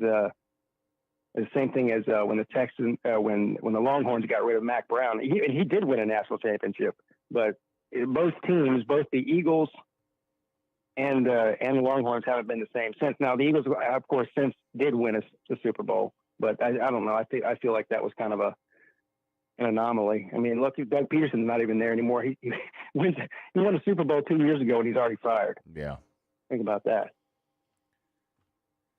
Yeah, that's true. I do know every time they show Andy Reid on the sideline, Eric Bieniemy is standing right next to him with a play chart. Every time they're attached at the hip. Yeah, I do know that. And somebody's going to give him. Somebody's going to give him a shot. That much I know. What is this super chat here? Let's see. Bluegrass Sports Media. Thank you for the super chat, sir. He says, tune in Tuesday night madness. Tomorrow night, the premier college basketball show on YouTube with me, Carter, and D4. It's our first show. It's going to be a great one. Where and what time, I wonder. Guess he wants us to guess. It's on one of those people's channels. So it's either on Bluegrass Sports Media channel, Carter channel, or D4 channel at some time tomorrow. Tune into that, Pete. That's a hell of a promotion for that. Yeah. Let me see. Let me see. Unless it's at 10 p.m., in which case Tuesday Night Madness. Okay. Unless it's at 10 p.m., in which case tune in to UncleLou After Dark. Oh, would be my suggestion. Dylan Deloney, thank you for the super chat, sir. He says, I hope the Bucks lose the Super Bowl. I love those type of comments. Not, I hope the Chiefs win. I hope the Bucks lose. So there's one of two things. Either Dylan Deloney he's a Tom Brady hater. This is probably the more likely of the two. Or he's a fan of like the Saints or Carolina or something. I think I'm gonna have to. I don't know which one. I don't know if root is the right word. I don't.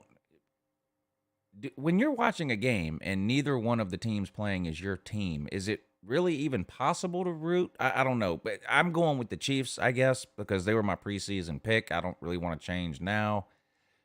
But there are several people on this channel who are Bucks fans for real, and I wouldn't mind seeing them win a Super Bowl for those people. But there's at least one Chiefs fan that I know of, 2 on the channel. So either way, somebody in the comment section will be happy. But I think I have to stick with the Chiefs to win. Now next Monday we'll look at the line of the game and talk about betting the game. But in terms of who I guess want to win, I guess I'm going to go with the Chiefs. Yeah, Dylan DeLong says he's a Falcons fan, so that explains it. He just hates the Bucs. I was having this discussion earlier today with Mark Rogers about the greatest of all time, the GOAT in the NFL. It's hard to really personify what's the standard for it. I mean, in most cases we use rings, championships, whether you're a coach, a player, and pretty much any sport. That's the measuring stick, right? So, I mean, is there a debate that Tom Brady, especially if he wins a 7th ring, right? He has 6, doesn't he? I don't think there's any question at all. And I'm no Tom Brady fan or New England fan. I'm also not a hater. I'm not invested enough in the NFL to be a hater of anybody. And up until a few years ago, I was on the Joe Montana train. I just don't see how you can make that argument anymore. The guy leaves what has been the best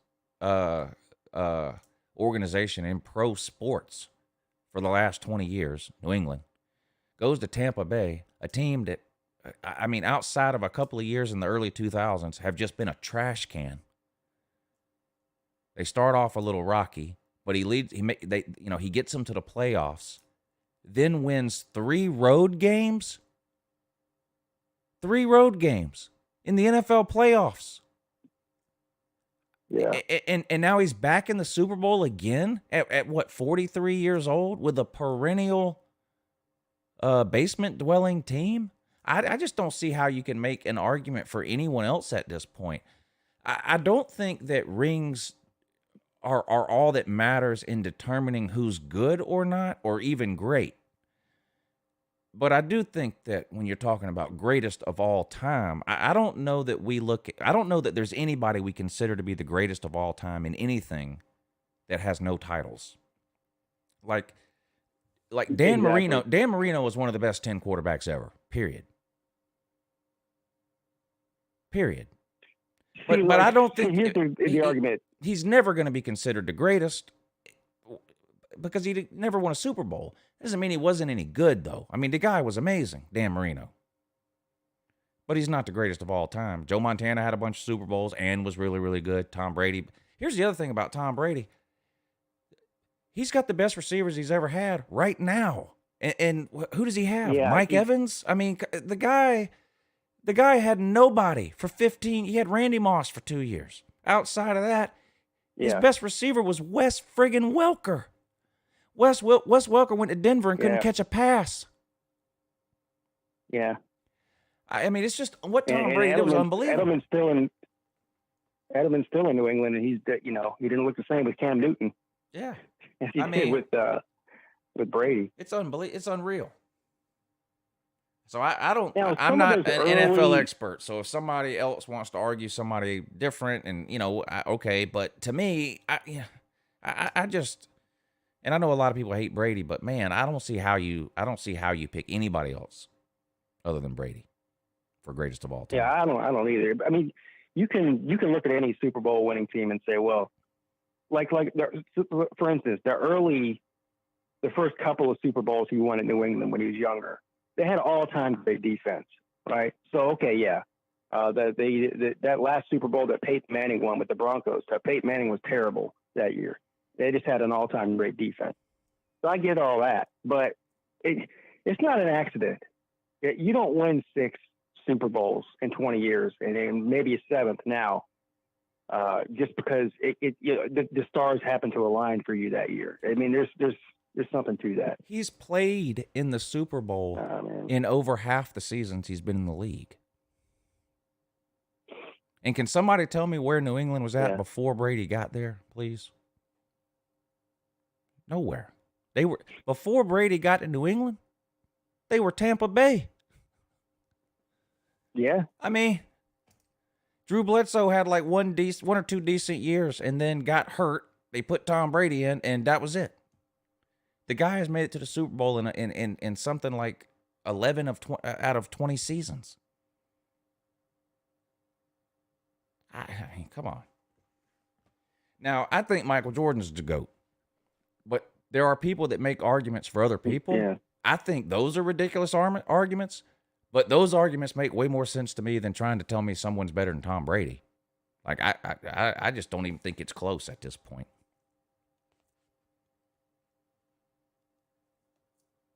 I don't either. He's got more Super Bowl wins than virtually every other. I mean, well, outside of maybe Aaron Rodgers, I'm trying to think of some of the other starting guys now. But I mean, Drew Brees maybe.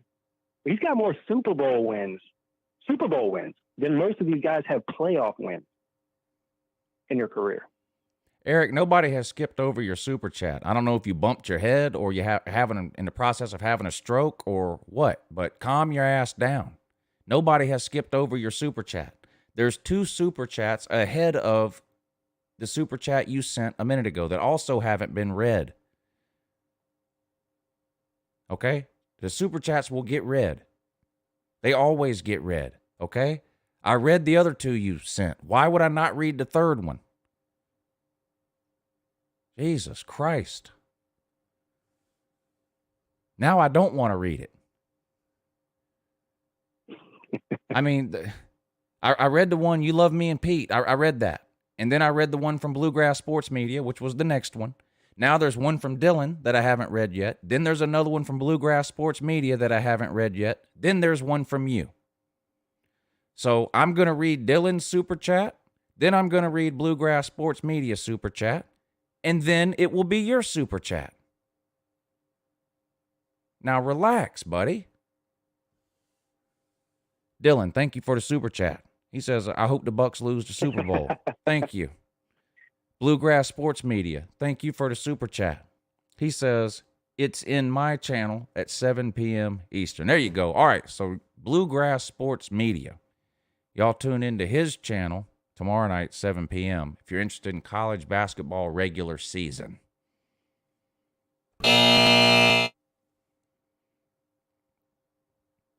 Trivia question, Pete. What's the most irrelevant regular season in all of sports? In all of sports? Yes. Well, I think it's a tie. Between what? It's a tie between the NBA and college basketball. I see your point, but I disagree. I think it's clearly college basketball. In college basketball, you can go 0-30 in the regular season. You still make it to your conference championship game. And if you win 5 games, you go to the tournament. In the NBA, you do have to be one of the best 12 teams or whatever it is, at least during the regular season. Baseball is pretty irrelevant, too, because they play 165 games. I mean, most people know who the best 5 or 6 teams are by the middle of May.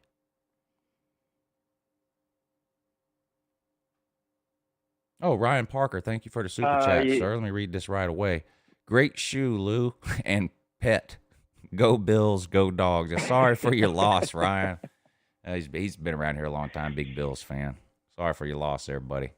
Yeah. Great shoe, Lou, and pet. Pete, you want to read Eric's super chat?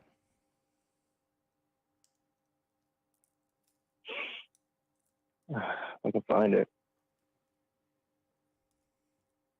There it is.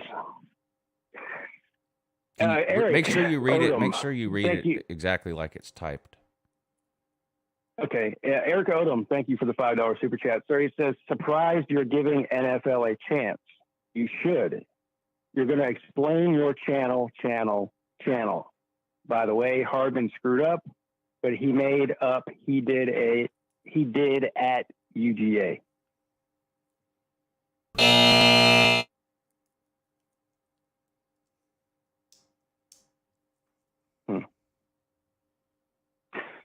I'm assuming he's talking to you because I've always given the NFL a chance.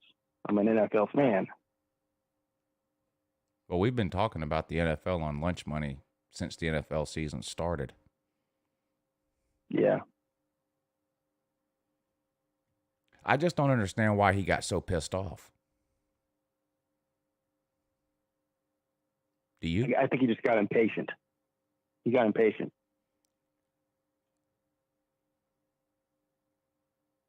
Look up. Shut up. Fuck my money, right? You can skip over my super chat. No one skipped over it. That was the whole point. And you had comment diarrhea for no damn reason. Don't make no sense, man.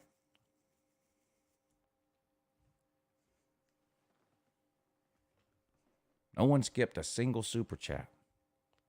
I don't get it. Pete, do you get it? Explain it to me like No. I'm a third grader.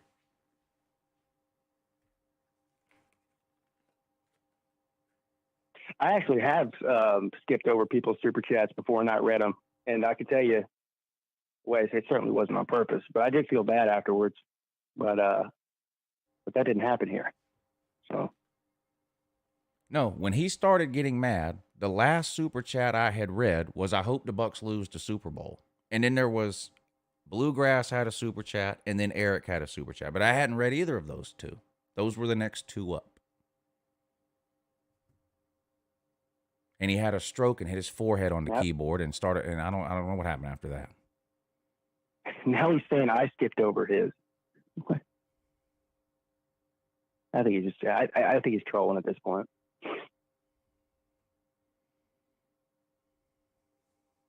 A Camel Toe says he's coming to Augusta. Where does he live at? North Carolina. You know? Yeah. Where in North Carolina, though? Like outside of Asheville.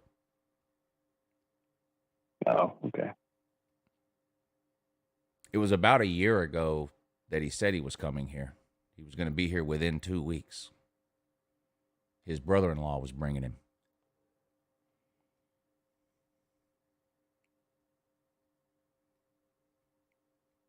You get a flat tire on the way or something? I don't know. I sat on my front porch for 2 weeks straight waiting. Never showed up. Eric, I'm at this point, I don't even know what you're talking about. Now you're talking about how I missed your super chat and you've been in my chat. Yeah, I know you've been in my chat. I don't think I've ever seen anybody get this mad for literally no reason before.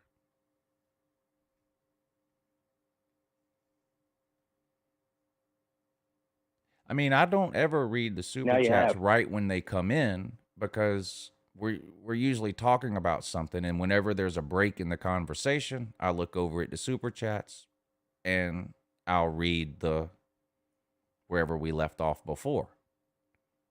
I've been doing that for 4 years. It's never been an issue until 10 minutes ago when Eric had an aneurysm live in the comments section.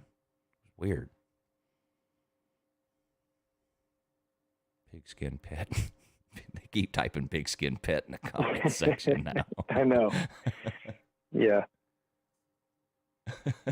Hank wants to know how long will it take for Georgia versus Clemson's game to sell out. Well, it's already. I bet you it wouldn't take long. It's already so. I mean, that game's gonna be. I mean,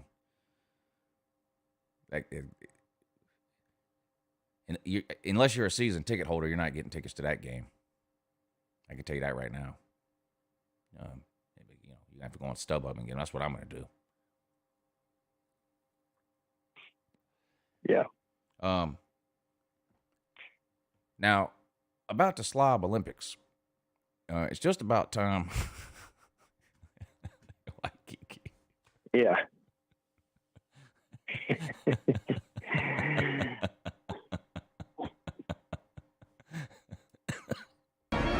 It's a trap. Pigskin Pet is going to be real at the first game of the year. But speaking about the Slob Olympics, Eric, I think. No, go ahead. I think Eric might be drinking. I'm just going to go out on a limb here. It's possible. Nothing wrong with that. No, nothing wrong with that. I don't know. We're going to have to start nailing down some of this stuff on the Slob Olympics coming up in the next couple of weeks. We need like an official list of events. We need to get that together soon. Yeah, so I got a question for you. Yeah. I think it might have been on one of the morning shows. You and BBD were talking about some of the events, and the shoe throwing thing came up, right? Yes. And did I hear correctly that somebody said everyone has to bring their own shoe? Bring your own shoe to throw, yes. Because there's some strategy involved in that. That doesn't seem... Yeah, but that doesn't seem like... I mean, because whoever brings the heaviest shoe is going to have a clear advantage. Not necessarily. If you bring a 500-pound shoe, so there's a sweet spot. You know, a tennis shoe will go further than a flip-flop. A steel-toed boot might go further than a tennis shoe. But that's not for me and you to explain to the other contestants, though. Because I guarantee you Chess Hall is showing up with Crocs. I just know that. So why give him advice? That's his fault for showing up in Crocs. Yeah, I mean, I guess. I mean, I'm not going to give anybody the answers to the IQ test. Everyone should throw the same shoe. No. And it should be a cleat. No. Yeah, well. But we got to nail these things down. And there is no Centennial Park. It's closed indefinitely. Yeah, that's disappointing. So I don't know. We're going to be doing the 40-yard dash in that alley between Centennial Park and Embassy Suites. We got to say that there still is a chance that they could open the park up between now and March 5th, right? I mean, it's not. There is a chance, but question. From what I read on the internet, it's not closed because of COVID safety concerns. It's closed for financial reasons. I don't know who. I'm assuming the city of Atlanta maintains that, like as is the case with most parks in most cities, and they don't have the money to maintain it because of COVID. But it's not closed for health reasons. Like, I don't know if they don't have people to cut the grass and clean the sidewalks. I don't know. But when you go to the thing and read about it, it says due to financial cuts or something associated with coronavirus, Centennial Park is closed indefinitely.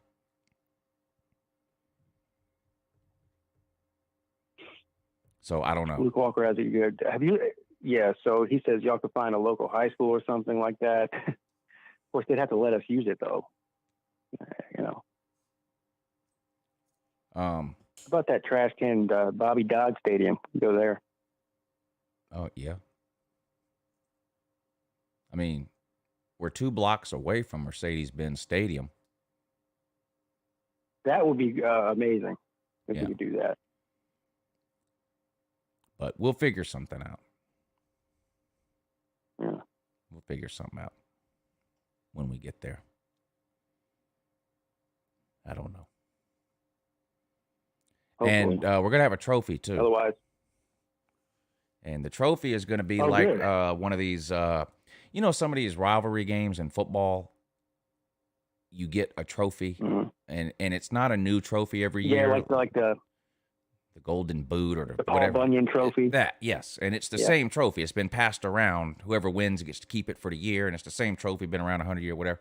We're going to do that with the Slob Olympics. I'm going to get some kind of a funny trophy made, and I'm going to get it engraved, Slob Olympics champion or whatever. And whoever wins gets to take the trophy home with them and put it in their background for their videos or show it, whatever they want to do with it. But next year, when we do the second annual Slob Olympics, they have to bring that trophy back to the Slob Olympics. And if for some reason they're not able to compete in the Slob Olympics, whether they don't go to it or whatever, everyone needs to be in agreement that they will mail the trophy or get it to somebody somehow that is going to the Slob Olympics so that it can be up for grabs again the following year. Instead of doing a new trophy every year, the winner gets to take it home for a year type of thing. I think that'd be a good idea. Yeah, I like that. I like that. However, so I'm assuming you're going to be the one that gets the trophy made. Yeah, but I'm going to get input from other else? people on, like Colby told me something. He's still in here. Colby knows somebody or a company or something. I thought he said he was going to email me, but I've got my email pulled up and I don't see it in here. Let me refresh and see. No, I thought he said he was going to email, but I can get in touch. I can get in touch with him easy. He knows somebody or a company or something that will make. Basically, you tell them what you want and they make it. So we could have the trophy could be, in the shape of a Twinkie or in the shape of a fat man, a giant, yeah, a wireless keyboard, a giant donut. A donut, yeah. Giant donut, just like the T-shirt. Oh yeah. But here's my input. My input, or yeah, like the donuts and the Olympic symbol. Oh, that would be great. That's probably the best. But here's my input as far as the trophy goes. So you know how well, you probably don't know, but like for the U.S. Open in golf, right? It's the big jug, right? And it has the engravings of all the past winners since the history of the U.S. Open was a thing. So if there's anywhere on there where you can put like a big blank plate to where like whoever the winner is going to be responsible for taking it somewhere and getting your name engraved on it. Oh yeah, but, yeah. Okay, yeah, I know what you're saying. And every year a name will get added to it. Yeah, so it'll have like your name and the year next to it. Yeah. Like that'd be great. Pigskin Pete 2021, and then next year it'd be UncleLou 2022 or whatever. So that way there's a history on the trophy of all the past winners. Yeah, that's a great idea. Yeah, that's a great idea. Whoever's designing it, that's why. Yeah. Yeah, that would be every good. once in a while I'll have a good idea. What am I looking for? Oh, here it is. And as far as the eating competitions are concerned, because I keep getting people out talking about eating a dozen donuts or what. Look, when it comes to eating stuff, I'm not going to eat like. I could eat 12 donuts probably if I put my mind to it, but you won't see me for the rest of the time I'm there. Like I'll get sick. It'll kill me. I think almost everyone has agreed that we're not doing any type of eating contest. All right. That's probably for the best. And I don't even care about losing the competition. I mean, look, somebody like me versus somebody like Chess Hall, no offense to Chess Hall, but clearly he's going to be able to eat more donuts than me, right? That's fine.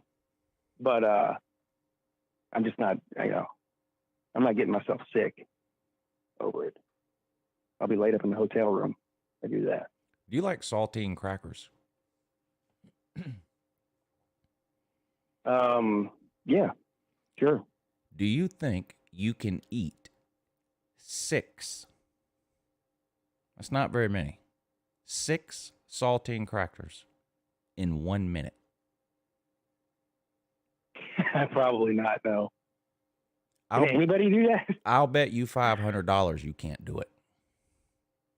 I believe you. So no, I'm not betting that. I did bet that. Not $500. I think it was a mini helmet. I was like, 6 saltine crackers. I can eat that. Bro. No, I got the first cracker you can't swallow it. Yeah, I got the first cracker in my mouth, and 10 seconds in, and I went, okay, yeah, no, it's not happening. You can get all 6 crackers in your mouth, no problem, but you can't swallow 6 saltine crackers in a minute. You'll die. It's like trying to eat half a pound of sand. Are you talking about? I guess either way. So eating them one at a time, or eating them all at the same time. Either way. It still wouldn't matter. Yeah, I know I couldn't do it. I'm not even sure if I could eat 3 of them in a minute. Yeah. Now the other thing is are you allowed to drink? Are you allowed to have anything to drink during it? No. Okay. No. Then there's no way I could do it. No, I couldn't do it. Now speaking of Slav Olympics, our buddy Chess Hall is live right now. And look at his thumbnail. It's a box of Little Debbie Christmas tree cakes.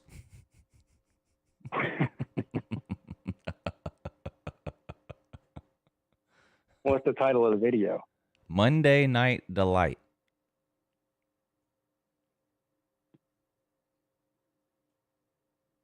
He was just in here a couple of minutes ago. Well, he had to leave to go start his own stream. I don't blame him. Eric, thank you for the super chat, sir. He says, I didn't mean to act like an idiot. Love both you guys. Go Dogs and go Braves. Platinum member. Thank you for the super chat, sir. Thank you. Also, thank you for the apology. Thanks, accept me. BVD's birthday Platinum was yesterday. member. Happy birthday, BVD. I just saw him in here. How old do you think he is? Do you know? Let me guess here. No, I don't know. I know he's in his 50s, so let's start there. I don't want to. I'm going to say the wrong thing. I'm going to make him older than he is, and he's going to get mad at me. I'm going to say he is 53. Close. He was 53 on Saturday. So he just turned 54. Just turned 54, yeah. And he had a roast on his stream last night. Was the roast of BVD. I saw the title of it. I didn't see the show though. I was doing something, but now a lot of people went in there like they've never seen a roast before. You know, it was a stream yard, and they were letting in one person at a time to roast BVD, and the majority of the roast went something like this here. Hey, happy birthday, BVD. You don't have any teeth. Man, I've been watching you a long time. You're one of the nicest people on YouTube. I really enjoy you and your show, and happy birthday, and keep up the good work, and happy birthday, and thanks for letting me in on your roast. That's how most of it went. Oh. Yeah. And then let me see if I can find the Chess Hall part. You'll enjoy this.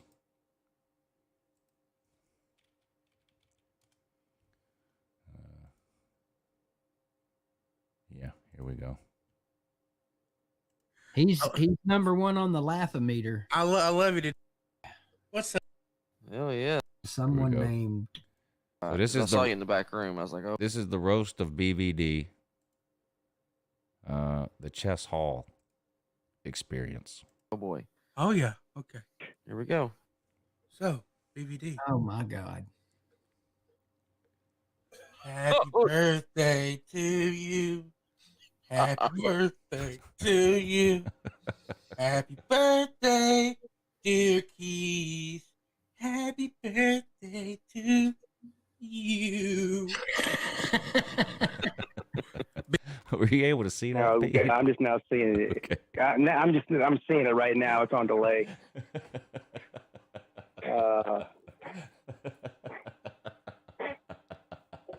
You can't.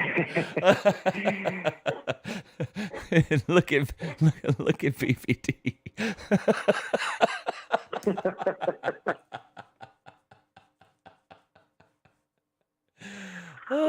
He had his titties. God. He had his titties bouncing up and down for BVD, didn't he? This is a legitimate question here. What bra size would he wear? Oh man. What cup size? I don't know about the cup size, but the first number would be in the 60s. You know what I mean? Like the measuring tape around would be huge. Yeah.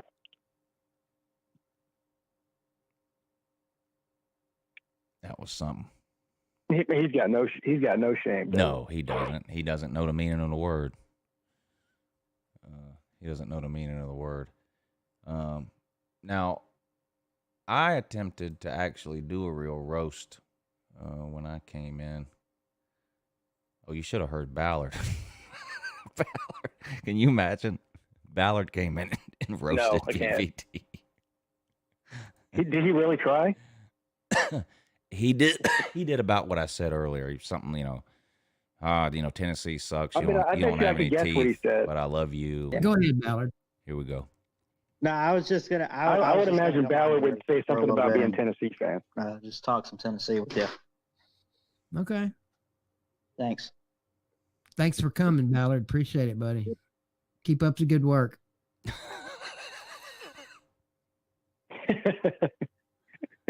All right, that was Ballard. The next person up. Oh boy, this could be good. This could be good. We got Uncle Lou. It's about time.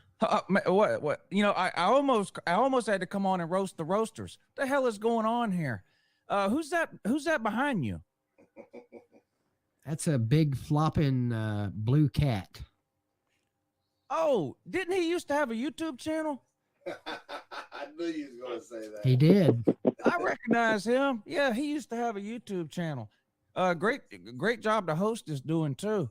I woke up just in time for the stream's not ending here. Great nap. You giving me a great nap there, Carter. Good job. But what is this roasted BVD? And I'm just Catfish. I'm just kidding with both of y'all, Carter and Catfish. Catfish, BVD looks up to you, man. He idolizes you. Hell, he wants to be like you. He's doing everything he can to ruin his channel too. Was that Chest that was on here earlier? That was, yeah. Oh my God, that's the closest thing BVD has had to sex since his second ex-wife left him. When's Kevin's birthday? July the 14th. You know what he wants? Oh God. Careful. Is this a roast? It's a roast. Not of him, of me. No, I'm not roasting him. I'm roasting you. Okay, go ahead. So when's his birthday? July 14th. You know what he wants? What's he want? He wants you to give him away again. Nah. No, Lou. Lou.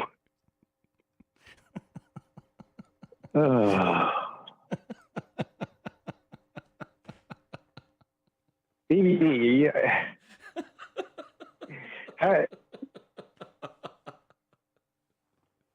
How do you take that? Oh no, he thought it was funny, and Kevin was in there too. Okay, good. So Kevin thought it was funny too. Yeah. But I mean, you've seen those roasts on Comedy Central, hadn't you? I mean, Oh yeah. I mean, they say brutal. terrible shit about people. Yeah, they're brutal. Yeah. Yeah. But I mean, that's just what you have to do. But I actually like that idea. I can't do it now because then I stole the idea from BVD. But I actually like that idea, the roast idea. But yeah, it was a good show though. I wasn't able to watch all of it. I streamed the AFC championship game for Patreon, but in the second half, the game was such a blowout. We spent most of my Patreon stream watching BVD's roast stream. I like how Catfish is just chilling in the background, like he's not a part of the show. Yeah. You know? Like, oh yeah, he used to have a YouTube channel.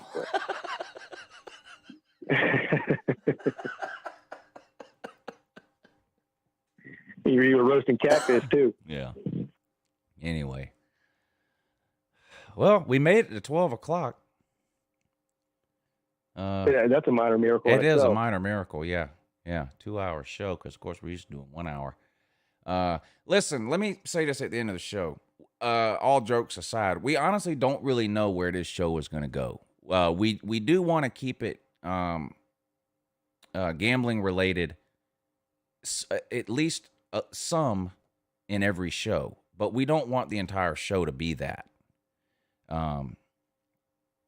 When we did this at lunch, it was an hour long. It was during football season, and it was rushed, and we hardly really even talked about the games. It was really just, I'll take this team -3 and that team +7 and the over on this game, and give me this team on the money line, and it just felt kind of rushed.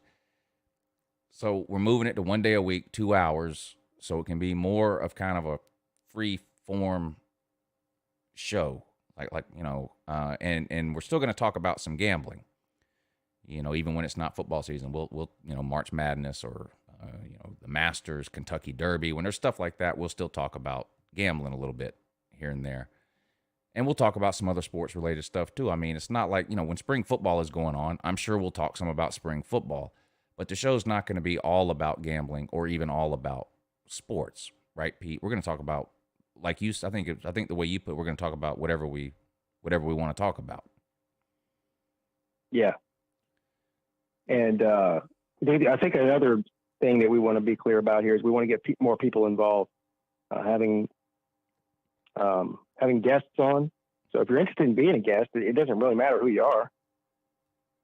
And you don't even have to have a YouTube channel. You can just be a viewer. Yeah. If you want to be a part of the show, let us know. Now, we're not going to do just open phone calls. I do a phone call show 2 days a week. Pete does a phone call show 2 days a week. So there's plenty of opportunities to do a call in with both me and Pete on between the two of us 4 nights a week. So it's not going to be like just an open line thing like, hey, call this number and we'll put you on the show. But we're looking for, guests to come on. If there's some kind of a, the thing Edward does where he calls in and does whatever it is he does for 10 minutes. We're looking for more things like that. So if you have some ideas, whether it involves you or if you have an idea for someone else, if you have an idea for something you want me and Pete to talk about, whatever it is, this is a new show. We're open to ideas. We obviously want to do, we want to give you guys what you want to see. But with that being said, me and Pete both talk football a ridiculous amount of hours on YouTube. So we don't want it to be solely football or sports related. Am I wording that kind of right, Pete? No, that's perfect. Yeah, you're exactly right. Yeah, movies, TV shows, whatever. Whatever we want to talk about, whatever y'all want to talk about, whatever the case. It just so happens we're kind of in the tail end of football season here with the Super Bowl coming up. So, I'm sure we'll talk a lot about that next week. And then the week after that, I'm sure we'll talk about the Super Bowl itself and who won and what happened in the game and all that. But then we got a whole off season. And really nothing is off limits on this show within reason. We're looking to give you guys the show y'all want to see, whatever that is. And I've got some ideas for some different segments and things that we'll try on the show. And look, some of the things we'll try, they won't work, and we'll do them a couple of times. And if they're not working, we'll move on and that's that. We're going to try a lot of different things here over the next couple of months. The things that work, we'll keep around. The things that don't, we'll trash them. And I'm really looking forward to it. I think it's going to be a great show. Like every show I've ever done, it will take some time to, the morning show, if you go back and watch the first morning show I ever did, it doesn't look anything like the morning show does today. If you go back and watch the call-in show from 4 or 5 years ago, it doesn't look anything like it does today. All of these shows evolve over time, and this show will be the same way. Hell, we might even start reading the super chats sooner. Maybe. We might start reading the super chats as soon as they come in. Maybe. See, this is a good, like if Andy Dandy here, he's got a great idea. It says, talk about the betting odds for the Oscars. Yeah, see, we'll do stuff like that. Yeah. Right? I mean, I don't even know where you'd find that, but I'm sure there's somewhere.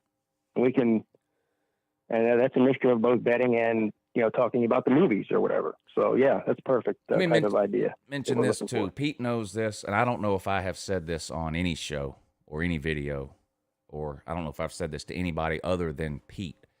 But YouTube has updated some of their policies and regulations and pointless rules. YouTube likes to fix things that aren't broken. YouTube has an entire team of people whose job it is to fix problems, which is great. But when there aren't any problems to fix, in order to justify their ridiculous salaries, they create problems out of thin air. For example, posting links in the comment section or clicking on someone's name and being able to go to their YouTube channel. Those things were not problems, but they ran out of problems to fix, so they pretended those things were a problem and then removed them. I can't promote Bet Now anymore. So that's why the last few times we've talked about betting and gambling, I haven't put BetNow up on the screen. It's got nothing to do with BetNow. BetNow treated me great. They treated me, I wish I could still work with BetNow. They treated me really, really good. Better than I deserved, probably. But YouTube is sending me nasty emails every single time I even put a screenshot of BetNow up in a video. So I can't put BetNow on the screen. I can't link to BetNow anywhere. I still love BetNow. Every bet that you hear me say I make, I'm going to make it on BetNow, but I can't work with them anymore professionally. So those of you that were using BetNow, you know, if you were happy with them, I would suggest keep using them. If you use somebody else, whatever. All the numbers and everything that I talk about are still going to be from there. I'm going to keep using them. But I can't show it on the screen anymore, or I'll lose my channel. So, and I've tried everything I can try to get around it. And at first, last year, they told me I could no longer put a link to BetNow in the description of the videos. So if you go back 2 years ago, there was a link to BetNow in the description of all my videos where I talked about point spreads. This year, when I made all those videos, I did not put that link in the description of the video, and everything was fine. And then sometime around the middle of December, they sent me an email and said I couldn't even show BetNow on the screen anymore. So, and I went back and forth with them, and the long story short is that sports gambling is getting legalized in a lot of states now, and YouTube is partnering with companies like DraftKings, some of these bigger ones in states where it's legal, and YouTube is working out their own arrangements with companies like DraftKings, whatever these other. If you live in a state where gambling is legal, you know what I'm talking about. You can download apps and place bets from your phone, just like you can, just like you can buy something from Amazon. It's that easy in a state where it's legal. Because it's getting legal in so many more states now, YouTube is partnering directly with some of these companies, so they're cutting out the idiots like me in the middle. So, but that doesn't matter. That's why I'm not showing BetNow on the screen anymore. It has nothing to do with BetNow. I love BetNow. I mean, they treated me great. They spoiled me, honestly. So I'm going to keep using them. I just can't mention them or show them on the screen anymore. So that's that. It is what it is. All right, Pete, any last words? No, great. Great might be overstating it. Good first nighttime show. Well, at least with both of us here, you did a good show last week. Parts of it were again, great. Looking forward to. Parts of it were great, and I'll get the. I'll go back and listen to it and see if I can fine tune the audio and all that. But it sounded a lot better after the very beginning. It was just after you told me to turn it down. Yeah, it was distorted sounding in the beginning, but it sounded fine to me the rest of the time. And I didn't see anybody in the comments complaining. And you know how they are; they'll say something quick if it doesn't sound good. So I think it's fine. Well, So apparently the audio settings are completely different for using a phone as compared to being on a live stream or whatever. So anyway, I'll get it all figured out. But had a good time. Thanks to all the people that support the show. You guys don't know how much it means to us. So, but we'll be back here again next Monday night at 10 p.m. Yeah, appreciate y'all tuning in. Today's Monday, so I'll be on at 8 a.m. for the morning show and then 10 p.m. tomorrow night for the call-in show. Pete, I think you're Wednesday at 10 for the call-in show on your channel? Yep, that's right. Yeah. So 8 a.m. and 10 p.m. for me tomorrow and 10 p.m. Wednesday night for Pete. So you guys tune in, give us a call, let us know what's on your mind about this Super Bowl or the conference championship games or Tennessee's never-ending coaching search that they do every 3 years, whatever it is you want to talk about. Shout out to everybody that helped support the show tonight through the Super Chat, the PayPal, the thumbs up, sharing the videos. All of those things are a huge help to me and Pete, especially trying to start this new show. It really means a lot. So Richard Williams, Waikiki, Adam Gibbons, Fine Bum, Eric Odom, Bluegrass Sports Media, Dylan Deloney, Ryan Parker, Wilkie. Thank you guys for supporting the show. Means a lot. We'll We'll do it again next Monday. But until then, have a good morning.